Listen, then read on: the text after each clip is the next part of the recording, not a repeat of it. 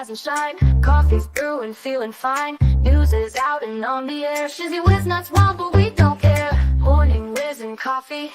Talk the news, he's a tease. Laugh it off, we're on the go. Shizzy whiz nuts, start the show. Let's go.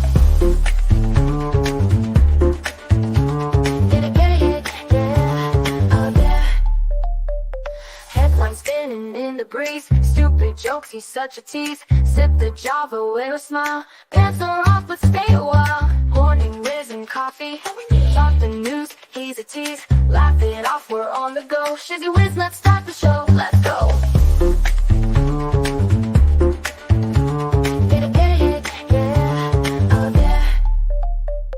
Headlines spinning in the breeze, stupid jokes, he's such a tease. Sip the Java, wear a smile. Pants are off, but stay a while. Morning whiz and coffee. Talk the news, he's a tease. Laugh it off, we're on the go. Shizzy whiz, let's start the show. Let's go.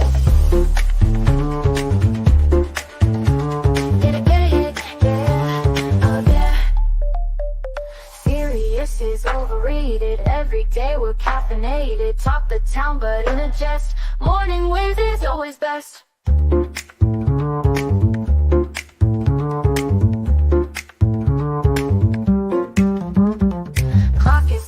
Time to run. Morning show's a load of fun. Grab your mug, don't spill a drop. Laugh your ass off till you pop.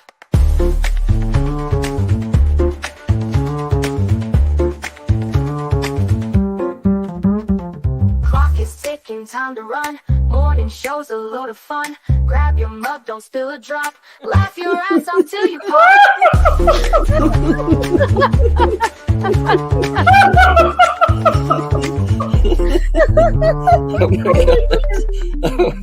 Oh my god, Shizzy breaks Larry. Shizzy broke Larry.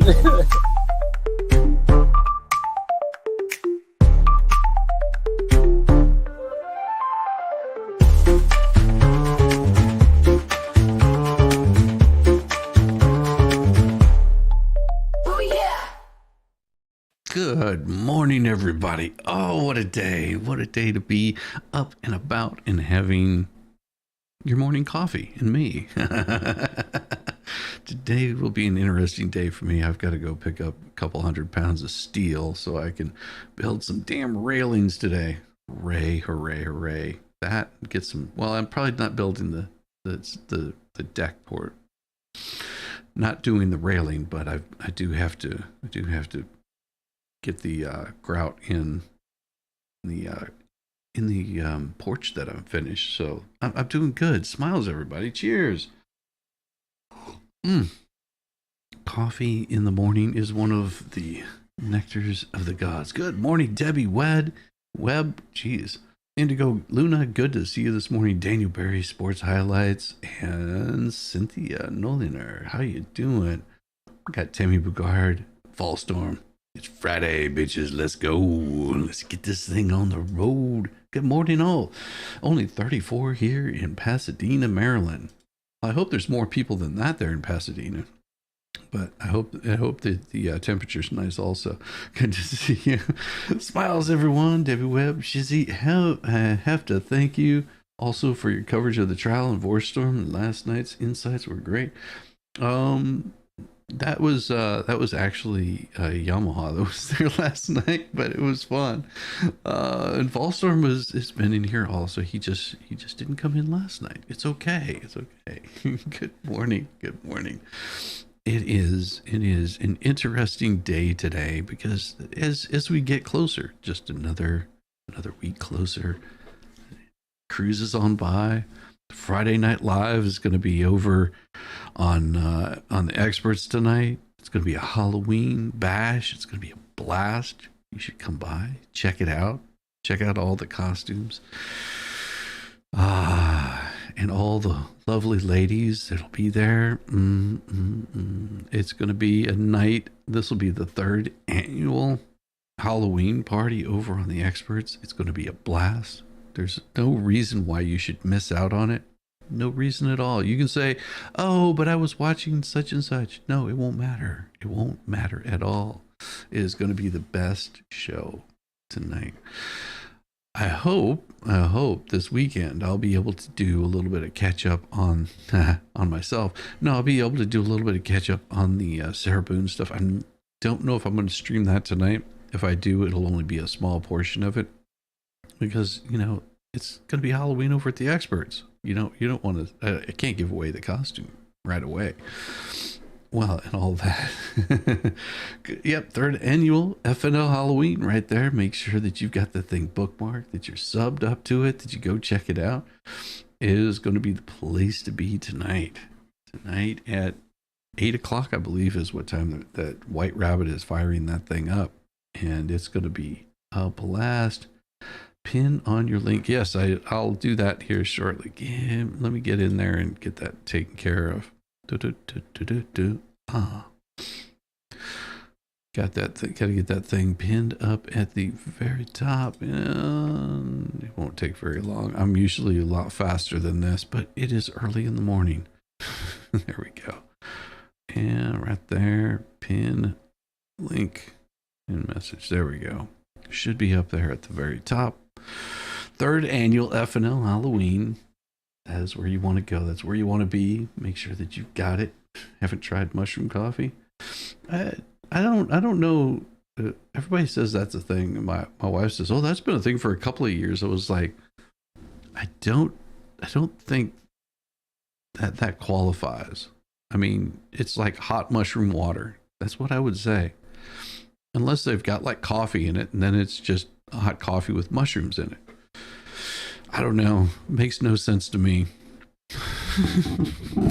Why would you want fungi in your coffee? But hey, you do you. If it makes you feel better and makes you happy, then enjoy steeping your fungi in your coffee or in a coffee cup. However you guys do it. It's fine. It's fine. It's okay. To fight misinfo, news outlets are putting plans in place to combat false election night stories. Oh my. Oh my. And it's starting. It's starting. Can you believe it? As news outlets get ready for election night, they're not only focusing on what happens. No. They're keeping watch over what doesn't happen. Several plans to combat misinformation are in place across newsrooms that will follow the climax, the wet, juicy climax on November 5th. The Associated Press and others will take steps to explain what they do. Yeah, Associated Press and others. They're going to explain what they do. Yeah, we look at the polls. Oh, yeah, because this means so much to me. The New York Times is assigning reporters to comb the internet for the first sign of new conspiracies. Really? Are these the same conspiracies that talk about a certain president telling people to inject a certain subject into their veins that wasn't true? Yeah, those kinds of stories. They're going to be jumping right out for that. An NPR reporter, which is the National Public Radio, which means that they shouldn't be receiving funding from places like Soros and other campaigns, but hey, they still do anyway. They will look for mischief created by AI. Because you can spot an AI story sort of like this one. ABC News has tried pre-bunks to prepare its viewers. I love it when they do that. Hey, Boosh, how you doing? False stories like MSM calling states for Biden that Trump won. That misinformation? Yeah, this was the freest and fairest election. This will be the next freest, fairest election. False stories that infected the political debate after Hurricane Helene this fall were a sobering reminder of how quickly things can spread. Really. So if there's so much misinformation out there, so much disinformation, then why haven't you seen any of the cleanup crews out in North Carolina? How it's almost like North Carolina doesn't exist all of a sudden. It's almost as if that little area around North Carolina, Tennessee, it's it's not really an important part of the news cycle. The people that were affected in Georgia and Florida and North Carolina, those stories, you don't see much about the cleanups. You would think that they would be wanting to tout it, that it would be top story on AP. But that's not the case. That's not what they've been doing. Think about when the last story you heard about North Carolina, whenever it became not expedient.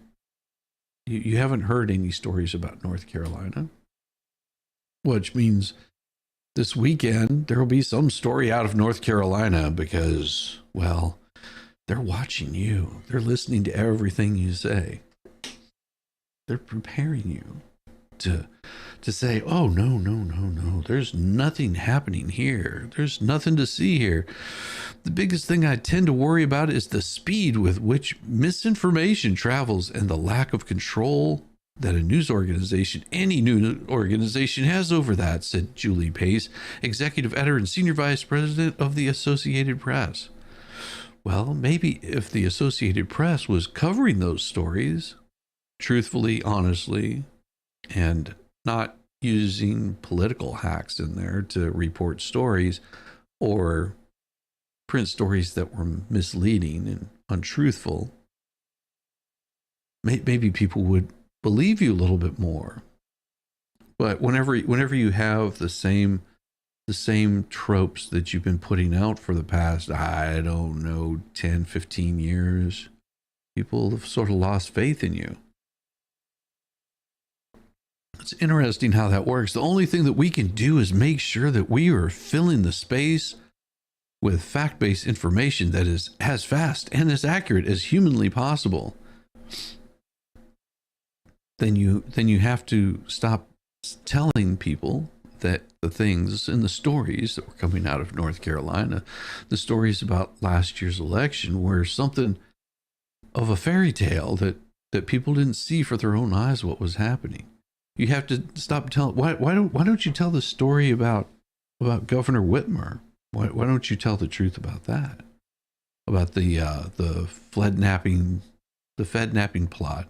I guarantee you the story would have been all over the news had those three gentlemen that were accused of trying to overthrow the government or kidnap a governor would have been much different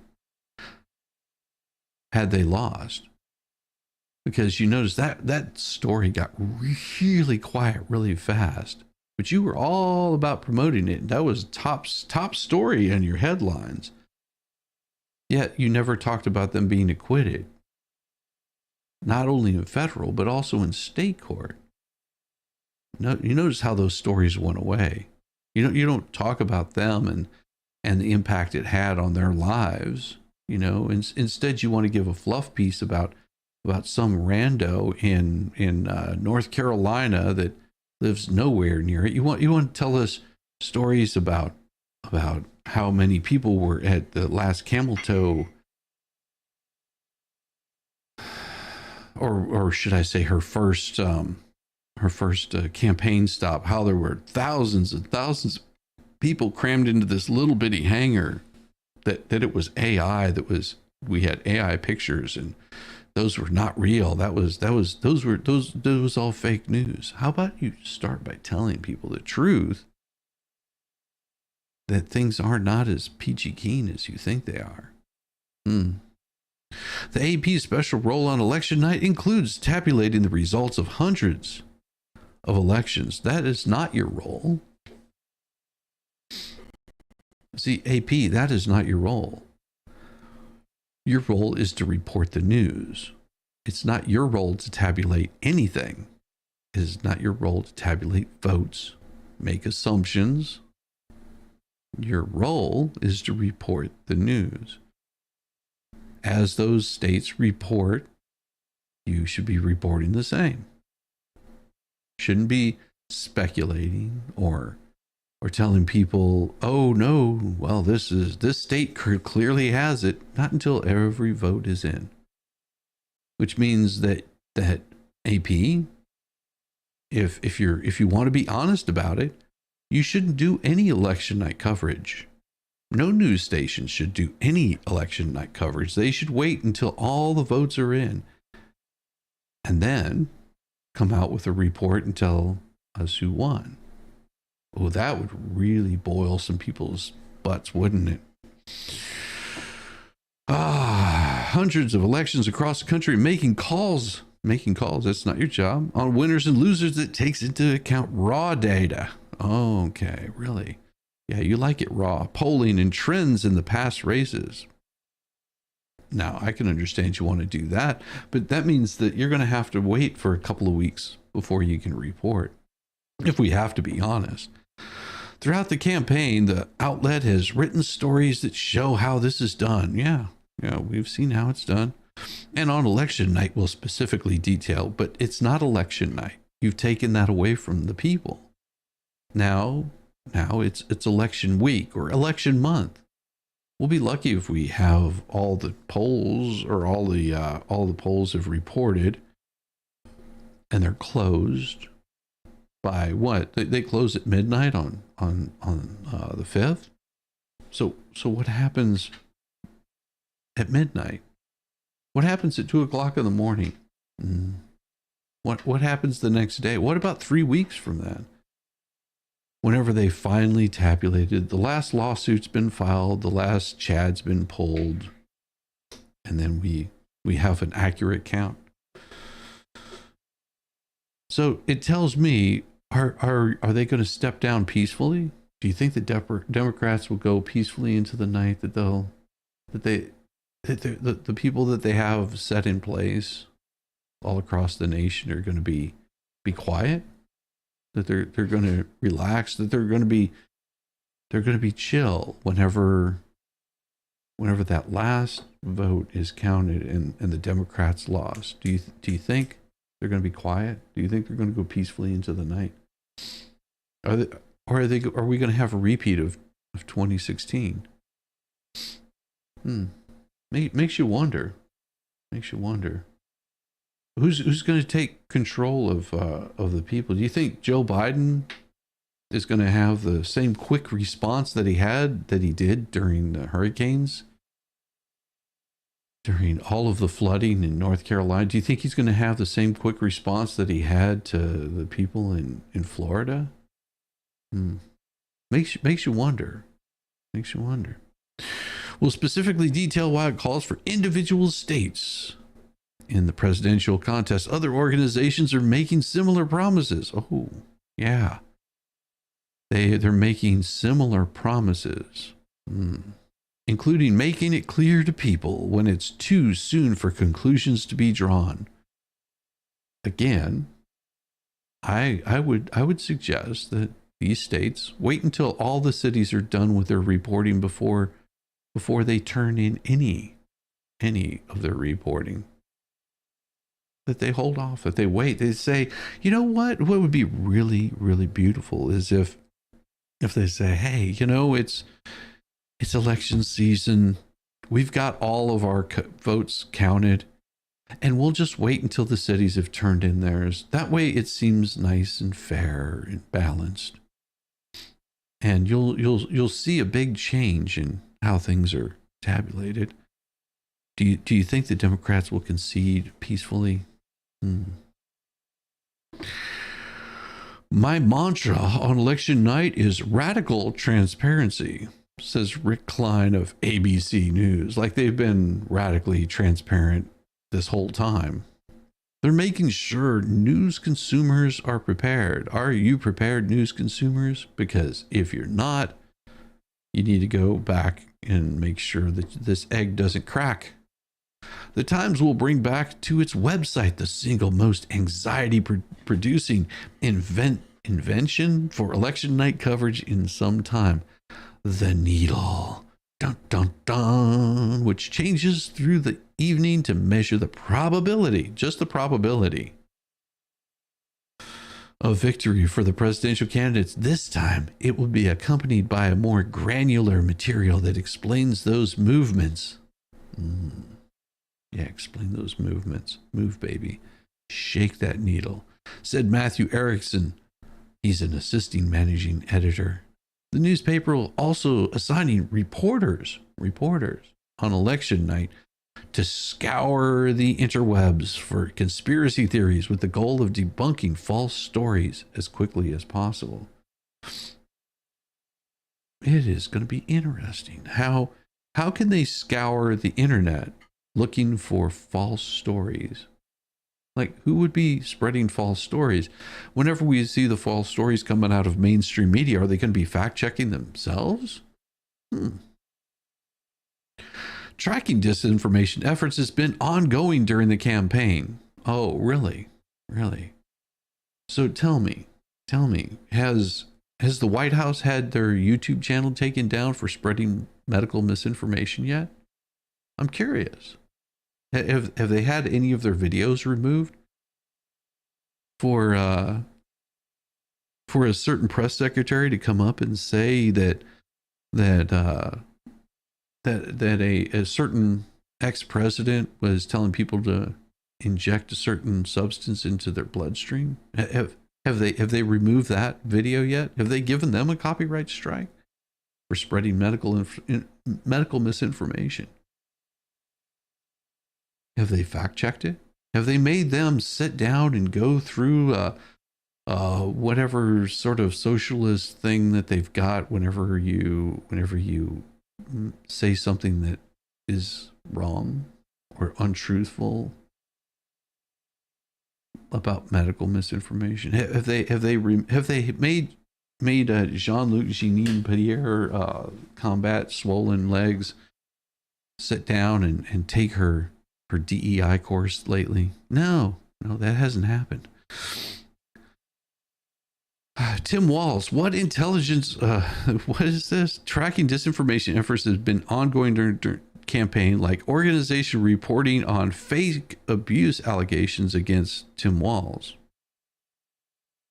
Really? See, these are things I've never heard about. It makes me wonder, is it fake? Is it real, or is it Memorex? Tim Walz, what intelligence officials suspect originated with Russia? What was Russia? And it was Facebook. Maybe that's why. That's why. That might be why. Because maybe it's Facebook, because I don't read Facebook. I don't get my disinformation there. I prefer to get my disinformation straight from AP. Falsehoods abounded following Helene in September, involving weather control and the withholding of money to areas dominated by Republicans. Really? No, from what I saw, and correct me if I'm wrong, is the lack of information coming out of places that were affected by Helene. And this is not a Democrat or Republican thing. I'm talking about the information of what's happening in these cities, in these towns. Are they reporting on the people that are taking aid that don't need it? Are they reporting on the people that are in remote areas that still don't have power? Are they reporting on any of those? Or if they do have power that they have no way to get out of their areas, are they reporting on any of that? The answer is no, because if they don't report on it, it's not happening. And if you talk about it, it's misinformation. Or maybe I'm completely wrong. Maybe everything is fine in North Carolina, is all cleaned up and you have no problem getting in and out. Everybody's getting what they need. FEMA's doing their job. But I would think that if that is happening, wouldn't they want to be there on the ground reporting it and talking about it and promoting how wonderful FEMA's doing? Weird that you're not seeing more stories about how wonderful they're doing there. Falsehoods abounded. NBC has a vote watch team that will work election day to monitor misinformation efforts that has assigned 30 reporters to be county captains, to keep watch in areas where election is expected to be particularly tight.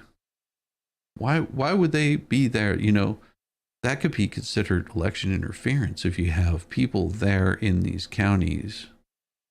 That would be because maybe they're there influencing. Do you think that they're going to be putting these people in places like Fulton County? Well, and I don't mean like right in Fulton County. I don't mean like sitting around the Capitol and talking about how wonderful things are. I'm talking about Fulton County, like, you know, Camp Creek Parkway. Do you think they'll be over there at those voting booths? Do you think they'll be sitting there in Macon, in the really nice part of town, or do you think they'll be stationed in the ghetto areas of Macon? Do you think that they're going to be sitting there in Savannah, you know, just kicking back on Tybee Island, talking about how great it is, or do you think they're going to be over there in the ghetto of Savannah, or maybe North Carolina? How about South Carolina? Do you think they're going to be poll watching in North Carolina? Do you think maybe they'll be poll watching in Asheville? That they'll have reporters waiting there? I'm just curious. I mean, that would make sense because those would be some of the more contentious places to be.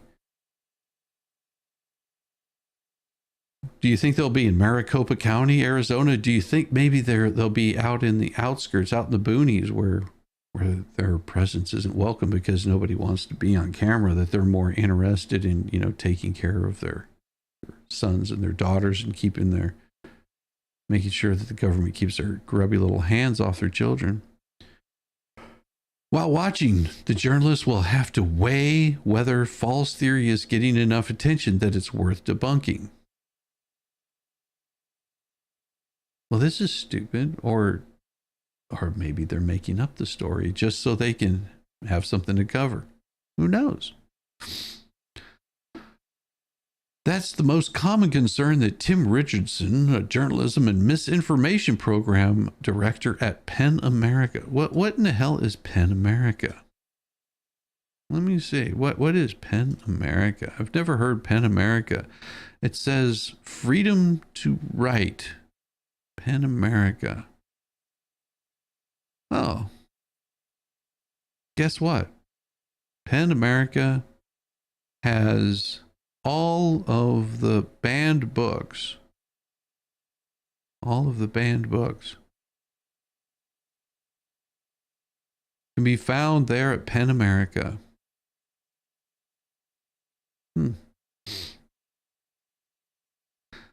And you notice most of the books that you see is Laura Ingalls Wilder, Country, People, and Places, and Laura Ingalls Wilder's Life and Books. Banned from libraries and classrooms. Bible Tales, Usborne Book of Bible Stories, Anne Hutchinson, book, banned. Ace of Spades, banned. Beloved, banned. Tricks, banned. Felix Ever After, banned. Beyond Magenta, Transgender Teens Speak Out, banned in Arkansas. Banned from libraries and classrooms.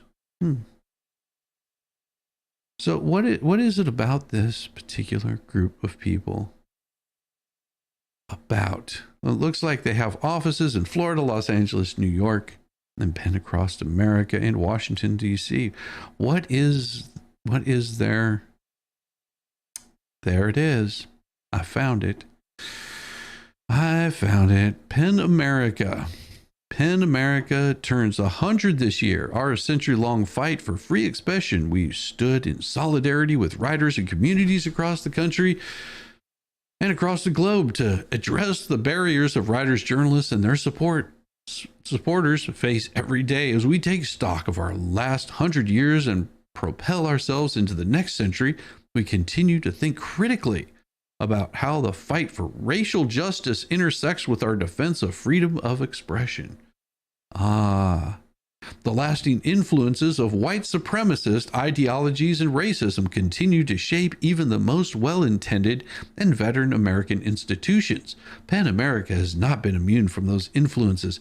As an organization comprised primarily of white authors and supporters, PEN America has, through its history, embodied and reflected historical inequities that limited opportunities for a full range of voices to be read and heard. It is also the case that in our long history, PEN America evolved to encompass participation from previously excluded groups. The organization has absorbed vital lessons throughout its evolution, from a New York-based writer-led group to a literary and human rights organization that seeks to champion the freedom to write for all. As we move to the next 100 years, we do so with an emphasis on equity, as reflected on representation within our ranks, and in determined efforts to foster voice and expression for all. What they're doing to go forward. Oh yeah, that's what they're doing. First Amendment plus racial equality. Conclusion. Alongside staff, our members in the communities we serve across the country, PEN America is committed to center anti-racist practices.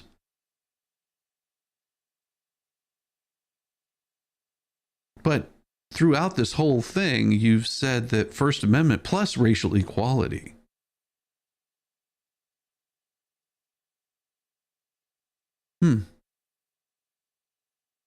That a rise course of defending free speech in our diverse, digitized, and divided society. Yeah, the Scranton Stranglers, she's got such a wonderful name. Good to see you, lady. Good to see you. Yeah. This is their belief that these are the people that are going to be fact-checking news. If it's something you're only seeing on a fringe platform, let it rest, Richardson said. So what do they consider a fringe platform? Anything that's not mainstream media. If it's on Twitter, it's a fringe platform. If it's on Facebook, it's a fringe platform. If it's anything that steers a little bit to the right of, far left, it might not be appropriate for you to read those news stories that are coming out, to see the stories that are happening. Don't believe what you see with your own eyes, because we will tell you what you need to believe.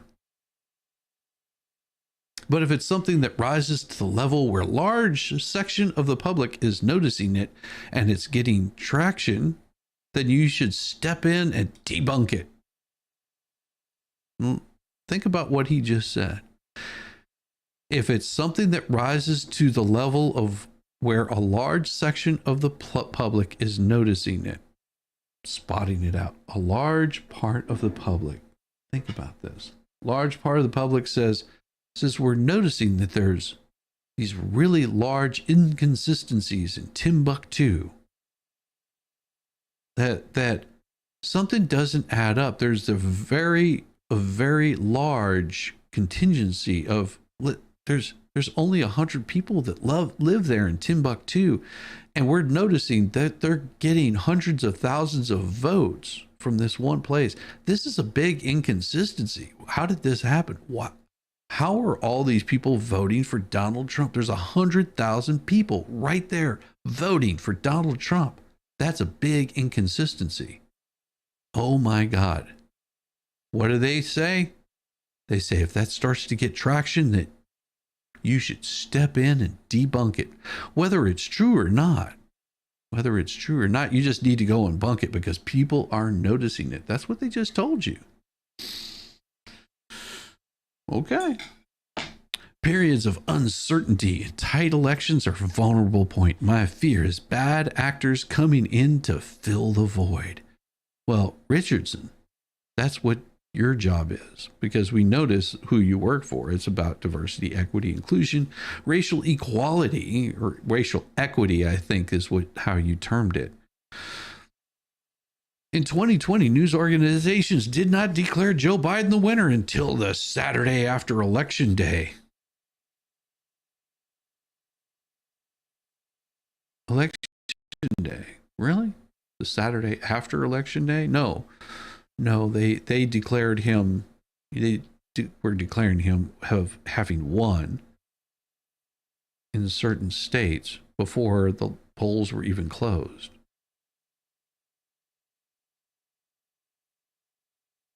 There's no misinformation there because they did the same thing in Georgia. Before the close of the polls in Georgia, with 98% of the vote in, they already pretty much said Donald Trump had won Georgia. That's what news agencies were doing. Was that truthful? Was that debunked? It was Brad Raspinger that said that himself.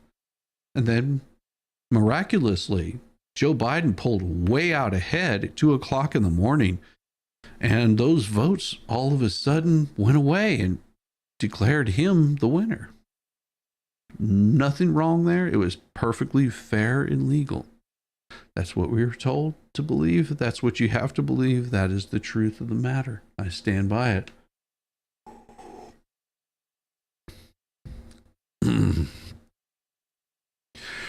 But that time 4 years ago is when former President Donald Trump's false narrative that he'd been cheated took root. Oh my gosh.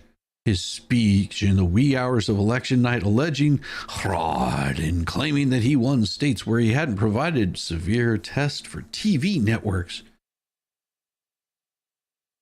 We're showing his remarks live. Where? What news organizations were reporting that? Because I don't remember any of that.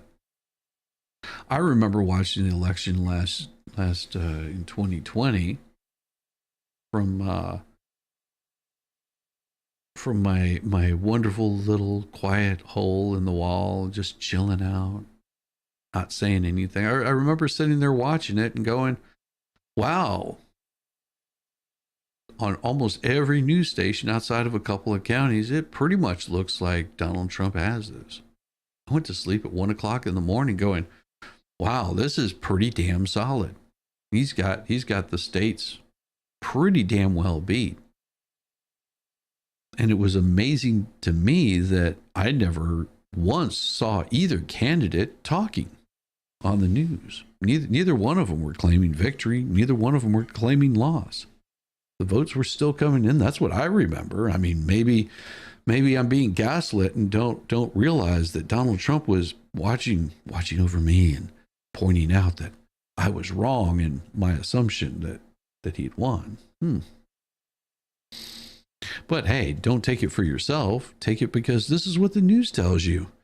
If something similar happens this year, either in public speeches or during interviews, networks will have to weigh cutting away or be immediately ready with fact checks. So in other words, they're saying if it doesn't go the way that they want it to go, that they're going to change the story. Because if large groups of people are noticing inconsistencies in their voting, whenever people are noticing that Donald Trump is losing drastically and Camel Toe is so far out ahead that you can't even catch her, that they're going to shut that information down because there's a lot of people noticing it. I mean, they're going to shut that down. I like that. I like that idea.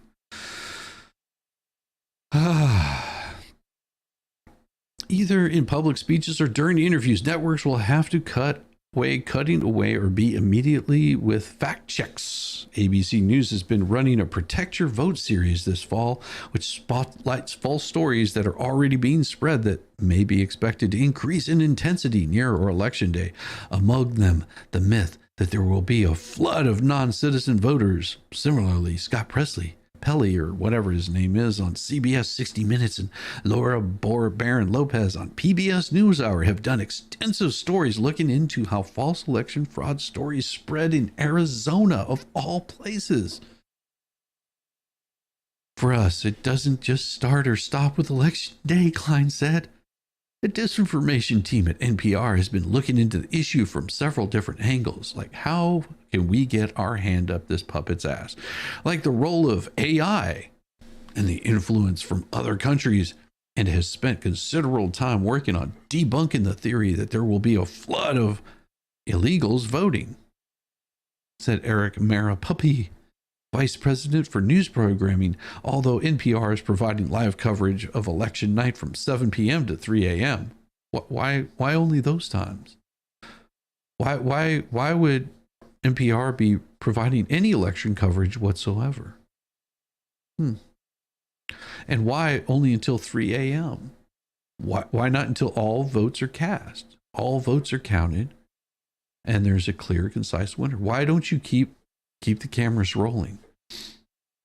Why don't we have the cameras rolling? And NPR, I have a wonderful idea. If you want to debunk all the bull, then get your camera crews set up outside of where those votes are being brought in.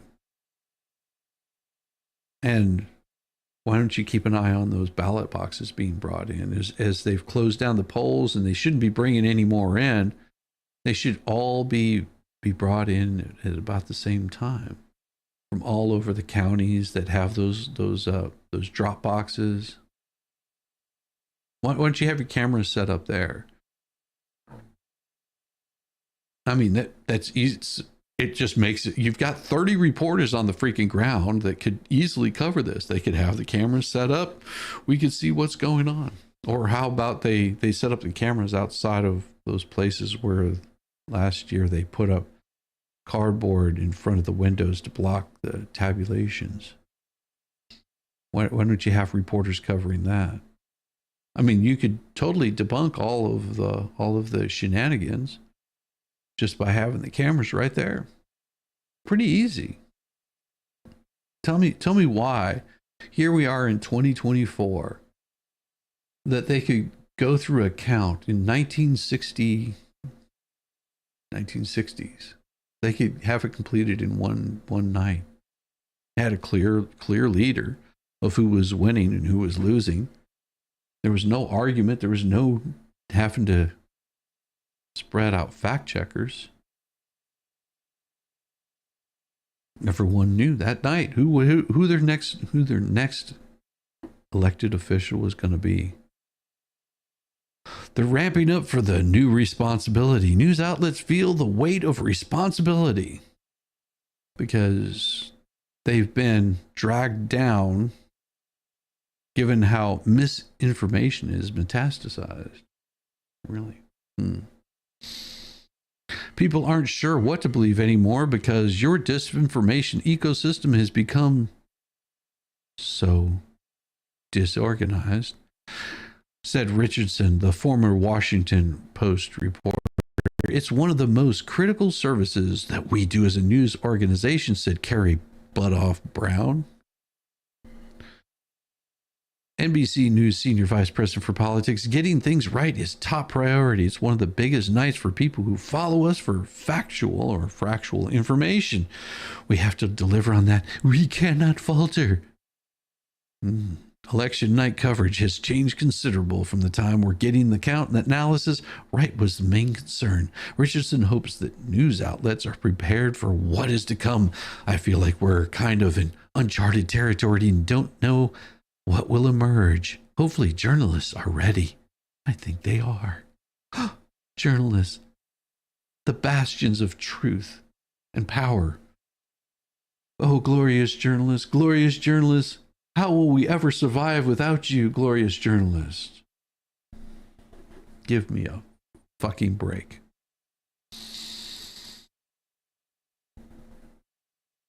That has been my diatribe. I'm going to go grab some coffee. I suggest you do the same. Let's get some coffee together.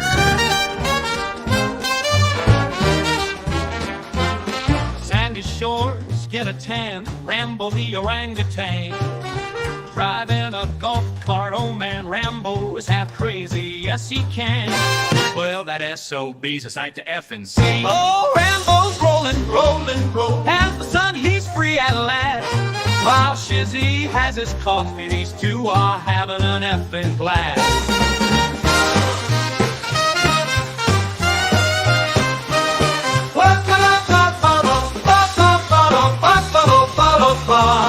Whoa, Rambo's rolling, Has the sun, he's free at last. While Shizzy has his coffee, these two an effing blast. Shizzy on the dunes, coffee in hand. Rambo is a loon, and Shizzy is, well, that is too dirty to say here.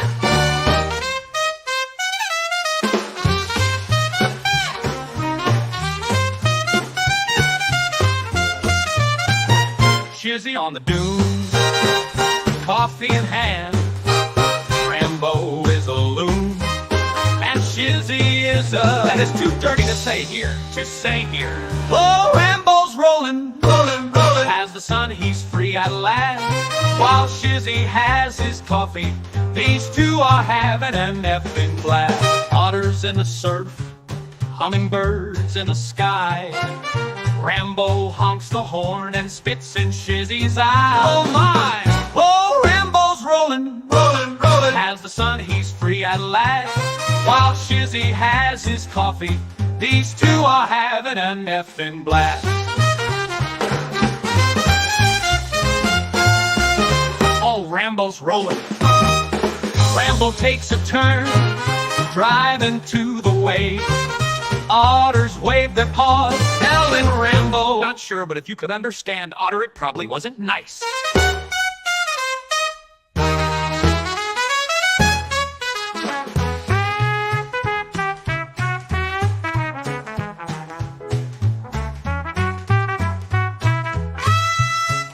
Rambo takes a turn, driving to the waves.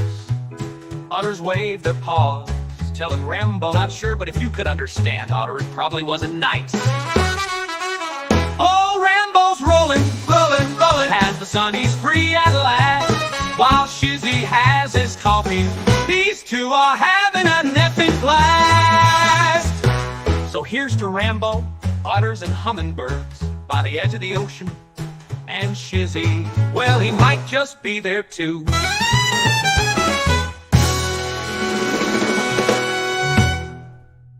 Well, here's to Rambo, otters and hummingbirds by the edge of the ocean. And Shizzy, well, he might just be there too.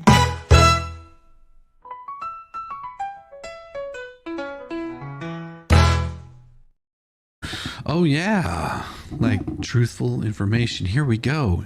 12 Colorado mail ballots were stolen. Oh my, just 12. Only 12. This is the way that they stop the misinformation. Is they show you, look, we're doing our damnedest. We've found out there are 12 mail-in ballots, and oh my God, 3 of those were counted. Just 3. Look, we caught them so fast. At least 12 mailed-in ballots were stolen in rural Colorado County, then sent in with fraudulent votes. Those bastards. But we're on top of their shenanigans, 3 of which slipped past the county election officials and were counted in next month's general election. For the love. Oh my.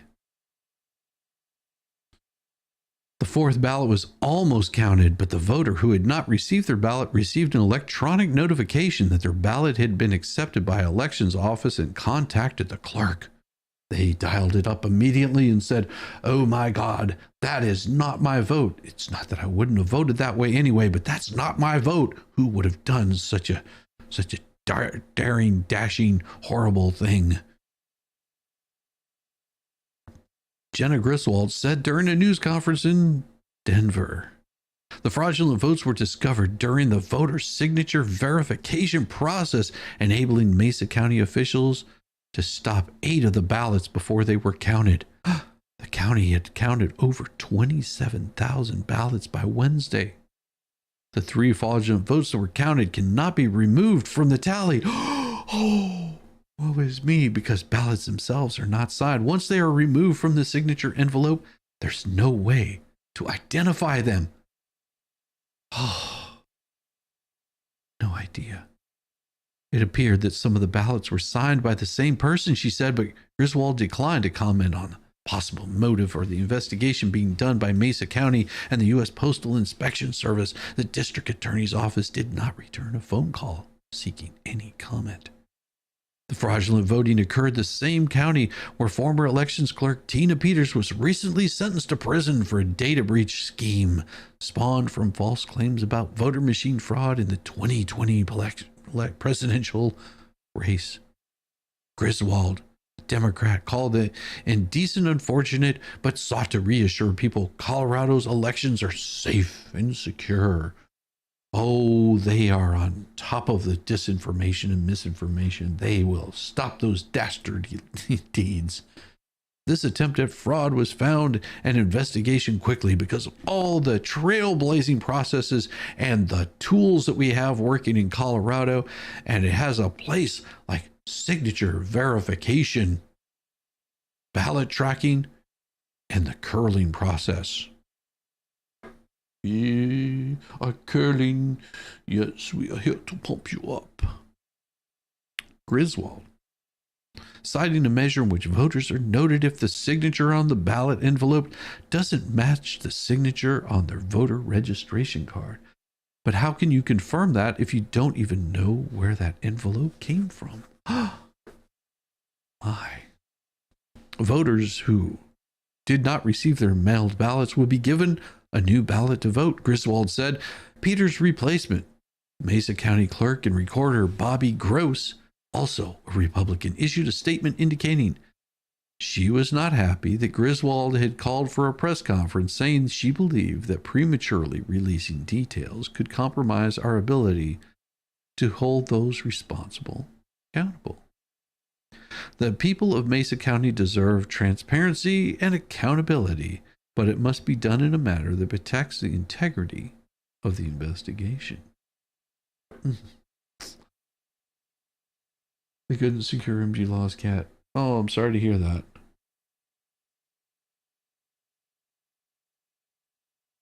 Please.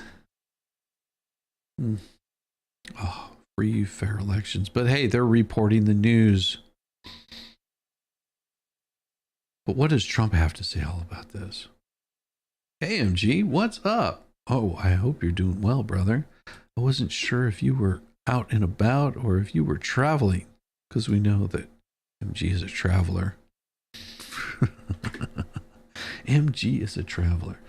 No one can contain him. He will not be contained. You're not traveling. That's good. That's good. No one can contain him. No one can contain that little furball, the little fluff of misfortune. Nobody can scare him or work him over. No, no, no. Big fat chorizo and egg burrito? What? Are you talking about MG's cat? He is not a big fat chorizo and egg burrito. Do not eat the pussy. Do not eat the pussy cat. Donald Trump tells supporters to just vote. For the love of God, people. Just go vote. What are you waiting on? You notice how they've made him appear to be redder than he actually is? It's really weird how they do that. Donald Trump implored supporters at a Georgia rally to vote for him. Oh, yeah. Well, why wouldn't you? You're the presidential candidate with an early ballot or in person on election day in a state that will be crucial for the presidential election. Really? Just vote whichever way you want to do it, Trump said at the event Wednesday organized by provocateur Charlie Kirk and the group he founded. What was the name of that group? Oh, it would be Turning Point USA, wouldn't it? But the rest of the former president's speech and the lineup that preceded him framed the 2024 presidential election in stark terms. The Republican nominee insulted camel toe, while Kirk and other speakers used religious references and described the vice president and her Democrat Party as evil. Okay. If I'm not mistaken, didn't camel toe at a recent town hall stand up there and say that Donald Trump was a fascist and that he shouldn't be allowed to stand behind a presidential seal ever again? Do I remember that right? Or maybe that was my imagination. Like the rhetoric was rich with that young Padawan. But the rest of the former president's speech in that lineup said Democrats stand for everything that God hates, is what Kirk said. Calling the Trump versus Harris choice, it is a spiritual battle. It's a battle for your soul.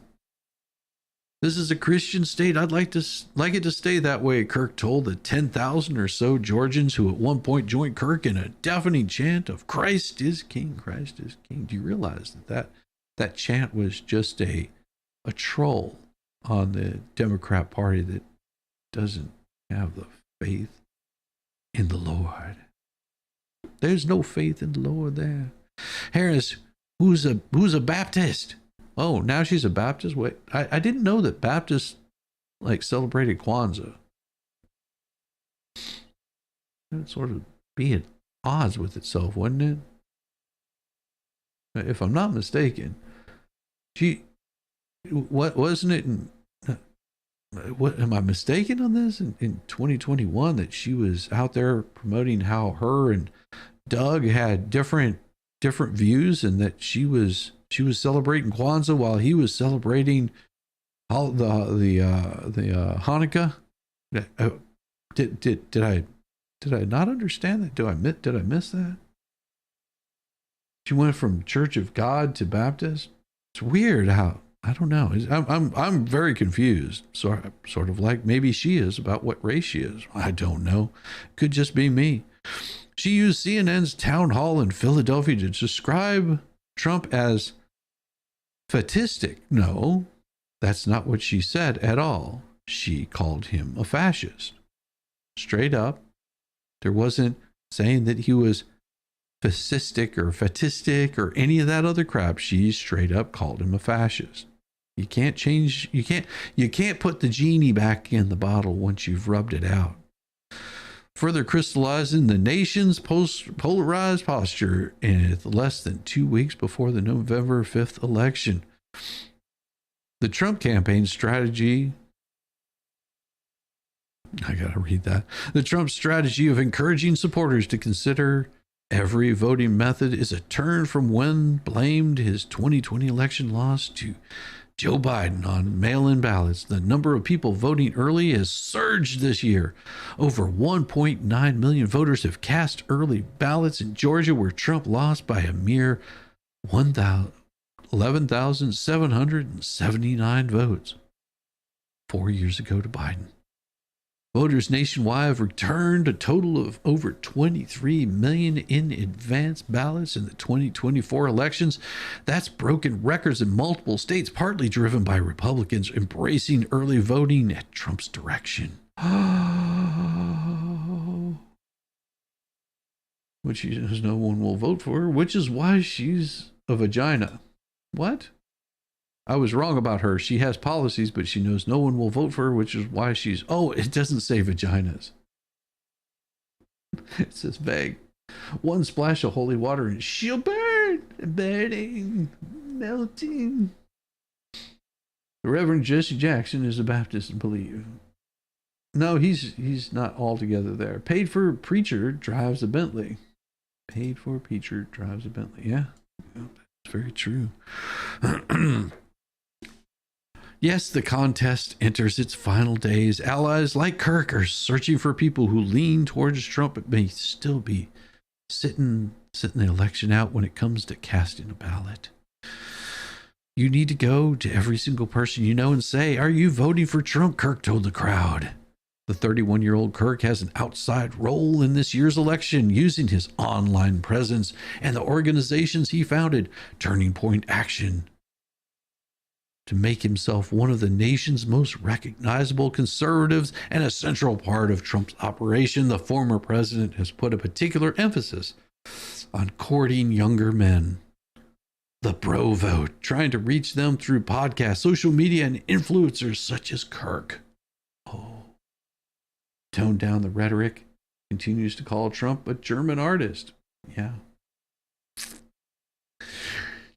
The rally at Gas South Arena in Duluth was filled with Turning Point's signature pyrotechnics. Trump used it to feature three figures who represent the Populist Coalition. Populist Coalition? I would say that he went to assemble people that used to not back him whatsoever. RFK Jr., who ran his own campaign for president this year before being completely lambasted by the Democrat Party and turned into an absolute shit show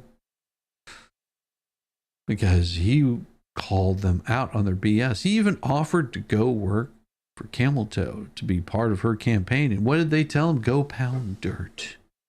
We don't want the Kennedy support. We don't like the Kennedys, except for the ones that agree with us. We've decided to embrace warmongers like Dick and Liz Cheney. Another populist, Representative Tulsi Gabbard. Oh, the wicked witch of the West. Why? Oh, the gall of her to support and turn down. She turned her back on her roots. She is not following in the plantation's footsteps of the Democrat Party. She decided that she was going to change her vote, and she's going to be voting for Donald Trump. She changed from a wonderful Democrat to one of those deplorable Republicans. Oh my God, shame on her.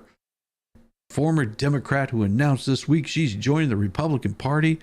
And what other evil creature do they have? None other than that horrible, evil Tucker Carlson. Grr, that dastardly bastard. The former Fox News commenter who has attracted millions of followers with his bravado-heavy social media presence. But before that, didn't he work for Fox News? And then they basically treated him like shit. And now he's doing his own thing and actually has more viewers now than Fox combined. Interesting how that works. Well, he also added that horrible, that evil, racist Jason Aldean, who was try that in a small town single was a reaction to urban protests. Oh, because he doesn't understand the plight of only the black man. Carlson whipped that crowd into a frenzy by reassuring them that liberals and political elites are the bizarre minority in U.S. politics, while Trump's making America great again is just not a gentle, tolerant movement. Carlson cast Trump as America's dad and said a Trump victory over Harris would mean daddy's home. But did you ever think maybe that's a reference to something about Camel Toe calling, signing into that really creepy Call Her Daddy or some shit like that podcast? Well, what are they going to talk about that one here? Or how about her showing up on what is it, Charlemagne the dog or whatever his name is podcast, or that she did a town hall and got really salty because Donald Trump said, I'm not debating that stupid person anymore. I've already won against the Biden, and he got beat so horribly that they had to put someone horribler in her place, committed a coup against her, and now you want me to debate her? Okay, I'll give her one debate. How about we do one debate on Fox? Oh, no, she didn't want that. It had to be on her platform, on her space. You listen to me while I talk. I am whammon. You know that I am more powerful than you. But he's pissed. Daddy's home, and he's pissed while being a big middle finger wagging at the worst people in the English-speaking world. What a secret between you and your God. Yeah, it is. It is. Why isn't it? I've already voted too, Tammy. That used to be the Barstool. Later in the night, Trump spoke. Some of the crowd shouted out, Daddy's home. Wednesday's rally was strategically located in the part of the swath of Metro Atlanta where Trump underperformed 4 years ago in his re-election campaign. Duluth is not Metro Atlanta. Well, how do I put this? If you want to consider what Metro Atlanta is, just look on a map, find Atlanta, and draw a line down to Macon. Okay? And then now go past Macon, keep going a little further. And then once you hit that spot, get a little compass out and stick that right in the center of Atlanta and that other spot, and then take a big circle. That's what they consider Metro Atlanta. Yes, it extends all the way up to the Tennessee border. That's what they consider Metro Atlanta. Places like Ackworth and Helen, and I mean, it just that's what they consider Metro Atlanta. It encompasses like 90% of the state. That's what they consider Atlanta. Hate that shit.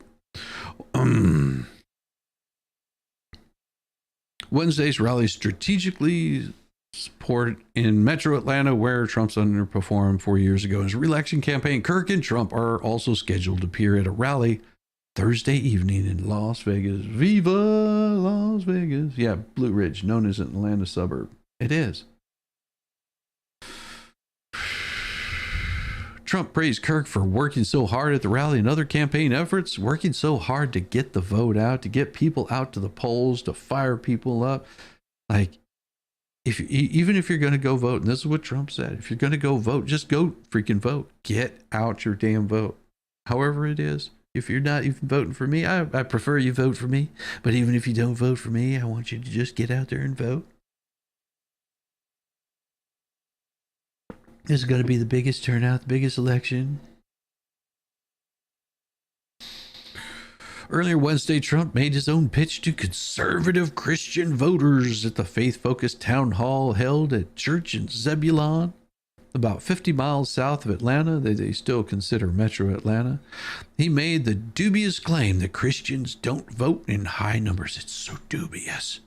It's dastardly.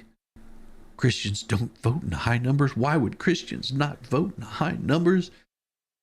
We need to get lions for all of them so they can have them as pets. When you have faith, when you believe in God, it's a big advantage over people that don't have that. He said, urging that Christian voters are energized in his favor this year. At the end of what was billed as Believers in Ballots event, Trump moved outside to address an overflow crowd. Imagine that, one of the largest churches. All of a sudden, he's got an overflow crowd of people just wanting to see him. But you go to one of Camel Toe's rallies, and the only thing you're going to get is a shot from the front, and she takes a shot from the back. Beyond his work at Georgia, Kirk's turning point is pitching state and local Republican officials in a get-out-the-vote operation in Arizona, Wisconsin, and elsewhere. Critics question the group's claims and its use of an app that has minimal protections to secure voters' personal information. Well, in a recording of one meeting obtained by the Associated Press, a group operation declared, "We are now an official arm of the Trump campaign." Dun, dun, dun. Earlier this week, Kirk and Vivek Ramaswamy took the stage in downtown Atlanta, a decided liberal environment for the conservatives to hold court with college kids. The event was part of Kirk's You're Being Brainwashed tour, which stops on college campuses across swing states. More than the field work, the Brainwash tour has become perhaps his most visible presence in the closing months of the campaign. Within minutes, Ramaswamy, the biotech entrepreneur who sought the Republican presidential nomination this year, which had a lot of things to say but nothing to back it up, were jousting with Georgia State University undergraduates over their choices on the November 5th presidential election. Trump and his aides argue that his populist nationalism appeals to younger voters, but that's not what he believes in. He believes in making America great again. But is that considered populist? Metropolitan statistical areas are generally described as the population within 1 hour distance of the city and a county. To be included, then at least 25% of the population must commute to the city limits. Well, that's the problem. If they commute to the city limits, then there's hardly any of the population that commutes to the city limits, because most of the people are working at Lockheed. Most of the people are working outside of the city limits, and that would be Cobb County. See, like the Braves Stadium is currently in Cobb County. It's in Marietta, to be truth be told, and nowhere near Atlanta, but they consider it Metro Atlanta, although it could take you up to 2 hours to get there if you get stuck in traffic trying to go to a Braves game. Most of the people that work in Atlanta drive from Marietta. It's longer than an hour drive. I mean, if there's no traffic, you can make it in about 15, 20 minutes. But if you drive up the road all the way to 75, about an hour out, you'll be hitting Ackworth, Canton, but it continues all the way up to like the Tennessee border, Blue Ridge. Yeah. MG must crush at trivia. MG's awesome. I like him. He does crush at trivia. I'm definitely voting for Trump because he reflects my values as a conservative and a Christian more than Miss Harris, said a 25-year-old student, Jean Pierre. Okay. I don't know who Jean Pierre is, but good luck to you. That's how you believe. I mean, whatever gets you out there and votes. Kirk repeated Trump's misrepresentation that Harris has been singularly responsible for immigration policy. That's not what he said. He amplified the falsehood that 325 children have been lost at the border during Biden's term. That's a false claim. So, have you got anything to back up that claim that it's false? They don't have anything to back that up. Kirk also defended the Trump supporters who attacked the U.S. Capitol on January 6, 2021. You mean the people that went there to peacefully protest and were shot in the face with rubber bullets? Those people? Oh.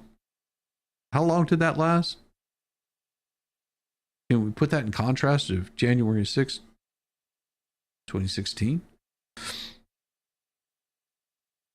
Small contained area, widespread destruction. Which one had the most death and destruction? Ashley Babbitt, who was shot dead by a Capitol police officer inside the building. Ashley Babbitt, who was unarmed, was shot dead by a Capitol police officer inside the building, Kirk said. He asked rhetorically whether the death of George Floyd, a black man killed in Minneapolis in 2020, was acceptable. That drew jeers and more than a few expletives.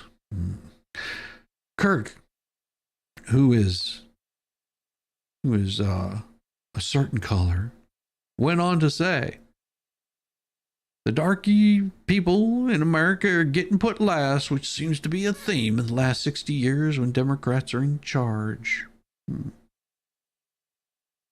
That's not what he said. And does it matter whether he's black, white, Asian, Indian? Don't matter. It seems to me that, was he telling a lie? That people of color, your IPOCs or iPads or whatever you want to call them these days, they're getting put last. Think about this.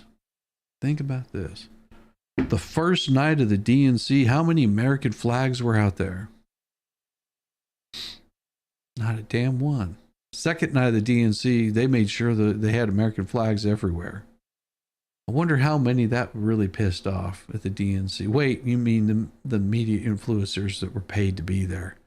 The social media influencers that were paid to be at the DNC.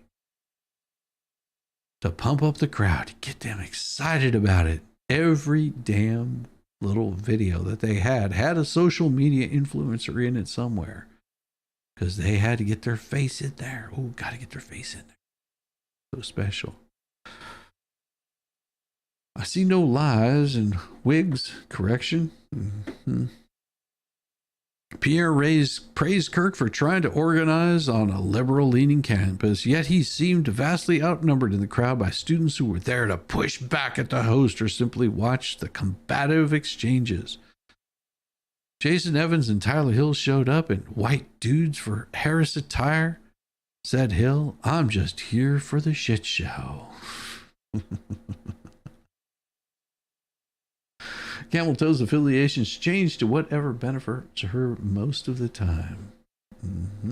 Whatever happens to be the trope of the day, you will find Camel Toe being all about it. And here we go with the latest right here. 4 astronauts returned to Earth after being delayed by Boeing's shit show. And of course, Hurricane Milton. Cape Canaveral, Florida. 4 astronauts returned to Earth on Friday after a nearly 8-month space station stay extended by Boeing's horrible running, just screwed up shit show of a plan. And of course, there was Hurricane Milton too. The SpaceX capsule carrying the crew parachuted before dawn into the Gulf of Mexico. They fluttered down as happy as could be, like little birds from the sky. It was carrying the crew parachuted before dawn into the Gulf of Mexico, just off the Florida coast after undocking. Yeah, don't be doing no docking in the International Space Station midweek. 3 Americans, 1 Russian, should have been back 2 months ago, but their homecoming was stalled by problems with Boeing's new Starliner astronaut capsule. It was all brand new. It was so shiny. It was so beautiful. But guess what? It sucked that they had problems from the get-go. And there was a lot of safety concerns, and they had to sit down with them, and they said, hey, we don't trust your little capsule. The last thing we need to be doing is saying that, these guys burned up in the atmosphere because of a screw up at Boeing, because NASA's going to take the responsibility and they can't take too many more hits.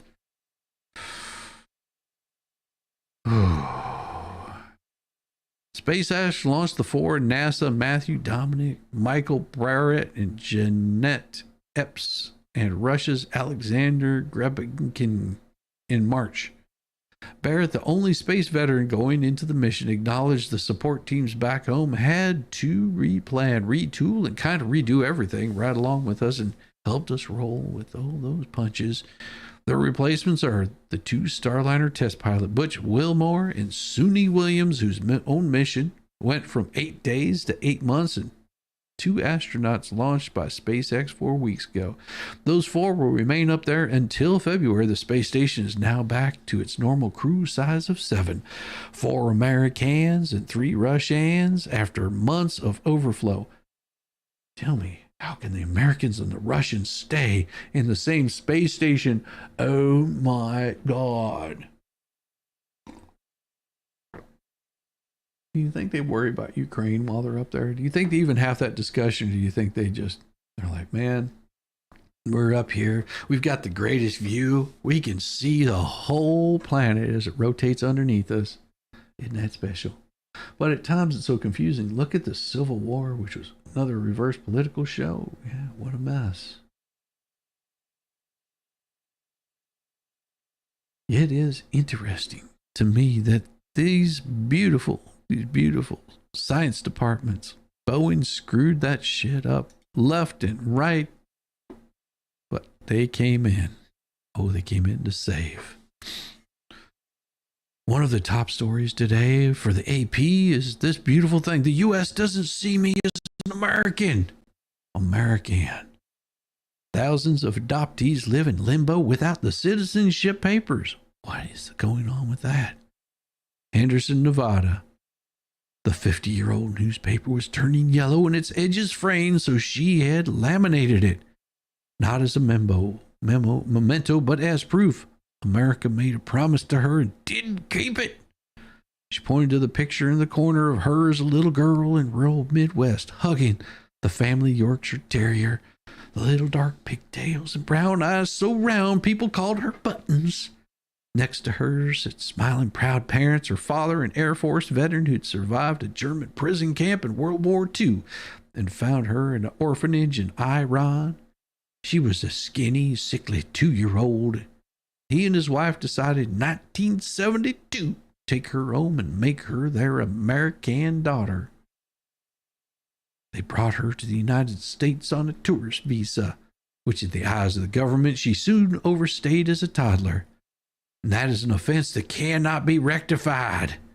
She is one of thousands of children adopted from abroad by American parents illegally, many of them military service members that should have gone through the proper process. That's what it looked like to me. Just steal the damn child. Why not? Why not look at stealing a child from Iran? Why would you do such a thing? Why not go about it doing it the legal way? They brought her to the United States on a tourist visa, which would be wrong. You're not supposed to do that. These kids were left without citizenship by loopholes in the American law that Congress has been made aware of for decades, yet remains unwilling to fix. Well, then it's not really a loophole. It's just people doing shit wrong. Which she is technically living here illegally and eligible for deportation. My dad died thinking I raised my daughter. I did my part, but not knowing it put her on a path of instability and fear. She said the AP is using only her childhood nickname Buttons because of her legal status. Adoption tells you you're an American, this is your home, but the United States doesn't see me as American. Every time she turns on the news, she hears former President Donald Trump in his bid for re-election promising to round up illegals in the U.S. Now she lays awake at night wondering what it would be like to be sent back to Iran. Well, here's a novel idea, sweetheart. Go turn yourself in, apply for a visa. Get your citizenship papers. How hard is that? You've been here long enough. You should know, how the United States runs. Go talk to an immigration lawyer. Why worry and stay awake at night? Just go talk to an immigration lawyer and you might find the answer to your questions. I don't know anything about immigration law, but I know a few people that might know about immigration law. Sweetheart, go talk to them. What he's talking about is the illegals that came here fighting age over the past 3 years. Going on 4 years now that have been flooding into the United States. That's what he's talking about. Every time she turns on the news, what is a detention camp even like? Detention camps everywhere. They're coming to take you away. We have a plan. We won't let that happen, her friend Joy Alessi, she's a Korean adoptee, assured her. They have lawyers, media statements prepared, phone numbers of sympathetic Congress members. They slump their shoulders. They know it could happen because it already has. Out of the shadows. Dun, dun, dun. More pictures. These two women grew up in military families and were taught to be grateful to the nation that celebrated saving them. Then one day as adults, they walked into passport offices and learned the news that would unspool their lives. Their adoption paperwork, signed by judges and stamped by governments, declared they enjoyed all the privileges of being daughters of American families, but that was untrue in one critical respect. Adoption for decades did not automatically make children citizens. So it's your parents' fault. They screwed up. Blame your parents. Don't blame the government. They both hid for years, thinking that they were the only ones who fell through the cracks. Then Trump stormed into politics in 2015 on a promise to rid America of illegals. They weren't citizens, but they couldn't even vote to try to stop him. Each decided they had nothing left to lose. They emerged and found each other. So you're telling me these women are how old? How many times have they voted?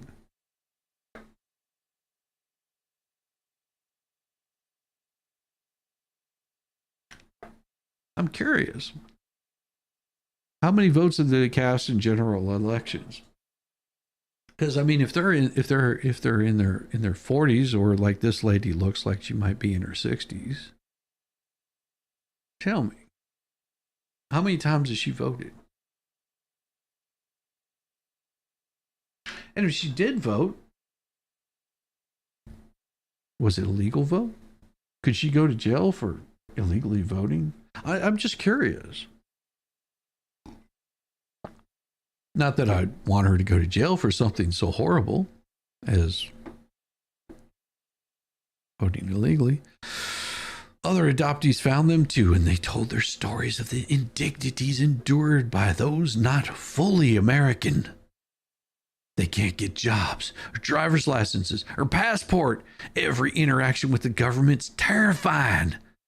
Some panic when there's a knock on the door. No one knows how many of them that there are. Well, there could be like 325,000, but estimates range from 15,000 to 75,000. Many were adopted from South Korea, home to the world's longest and largest adoption program. They had also been brought in from Ethiopia, Romania, Belize, more than 24 countries. They're illegal. Your parents broke the freaking law. Blame your parents on that. They started this adoptee rights campaign and were joined by an unexpected coalition from the Southern Baptist Convention. The liberal immigration advocates, all baffled that the government let this linger. Can you smell it? Get it off your finger. The adoptee rights campaign had heard from people who'd been deported, some still living in hiding, others freshly discovering they've never been made citizens. There's no government mechanism for alerting them. They had to find out by accident. How is it an accident whenever you get your driver's license and they say you're not an American citizen? There's no way that one woman learned as a senior citizen that she was denied the Social Security that she'd paid into her all her life. One woman learned as a senior citizen. That means that she voted illegally her whole life? It means she had a Social Security number that wasn't hers? How do you find an illegal alien when they aren't on the grid? Try Home Depot. Buttons calls herself the group's adoptee wrangler because she's a battleground state person. She has got a rope to tie them up and wrangle them in. She was visiting Alessa in Nevada, sitting at her kitchen table, fielding inquiries and checking in on people. She's 54. Has never been in trouble. She has a corporate job in healthcare, owns her own home in California. She was raised a Christian, so fears that deportation to Iran would be a death sentence. Still, no legislatures will help. She had hope. She's lost that now. For a decade, legislation has been introduced over and over. It dies and nothing happens. Woe is me. Woe is me. She had hope. She's lost that now. For a decade, legislation, it's destroying her. She lugs around laminated newspapers, clippings, stacks of adoption files, and court records as proof I'm supposed to be here. It's hard to give up hope, she said, when I don't feel like I have any left. Or right. One piece of paper can ruin your life.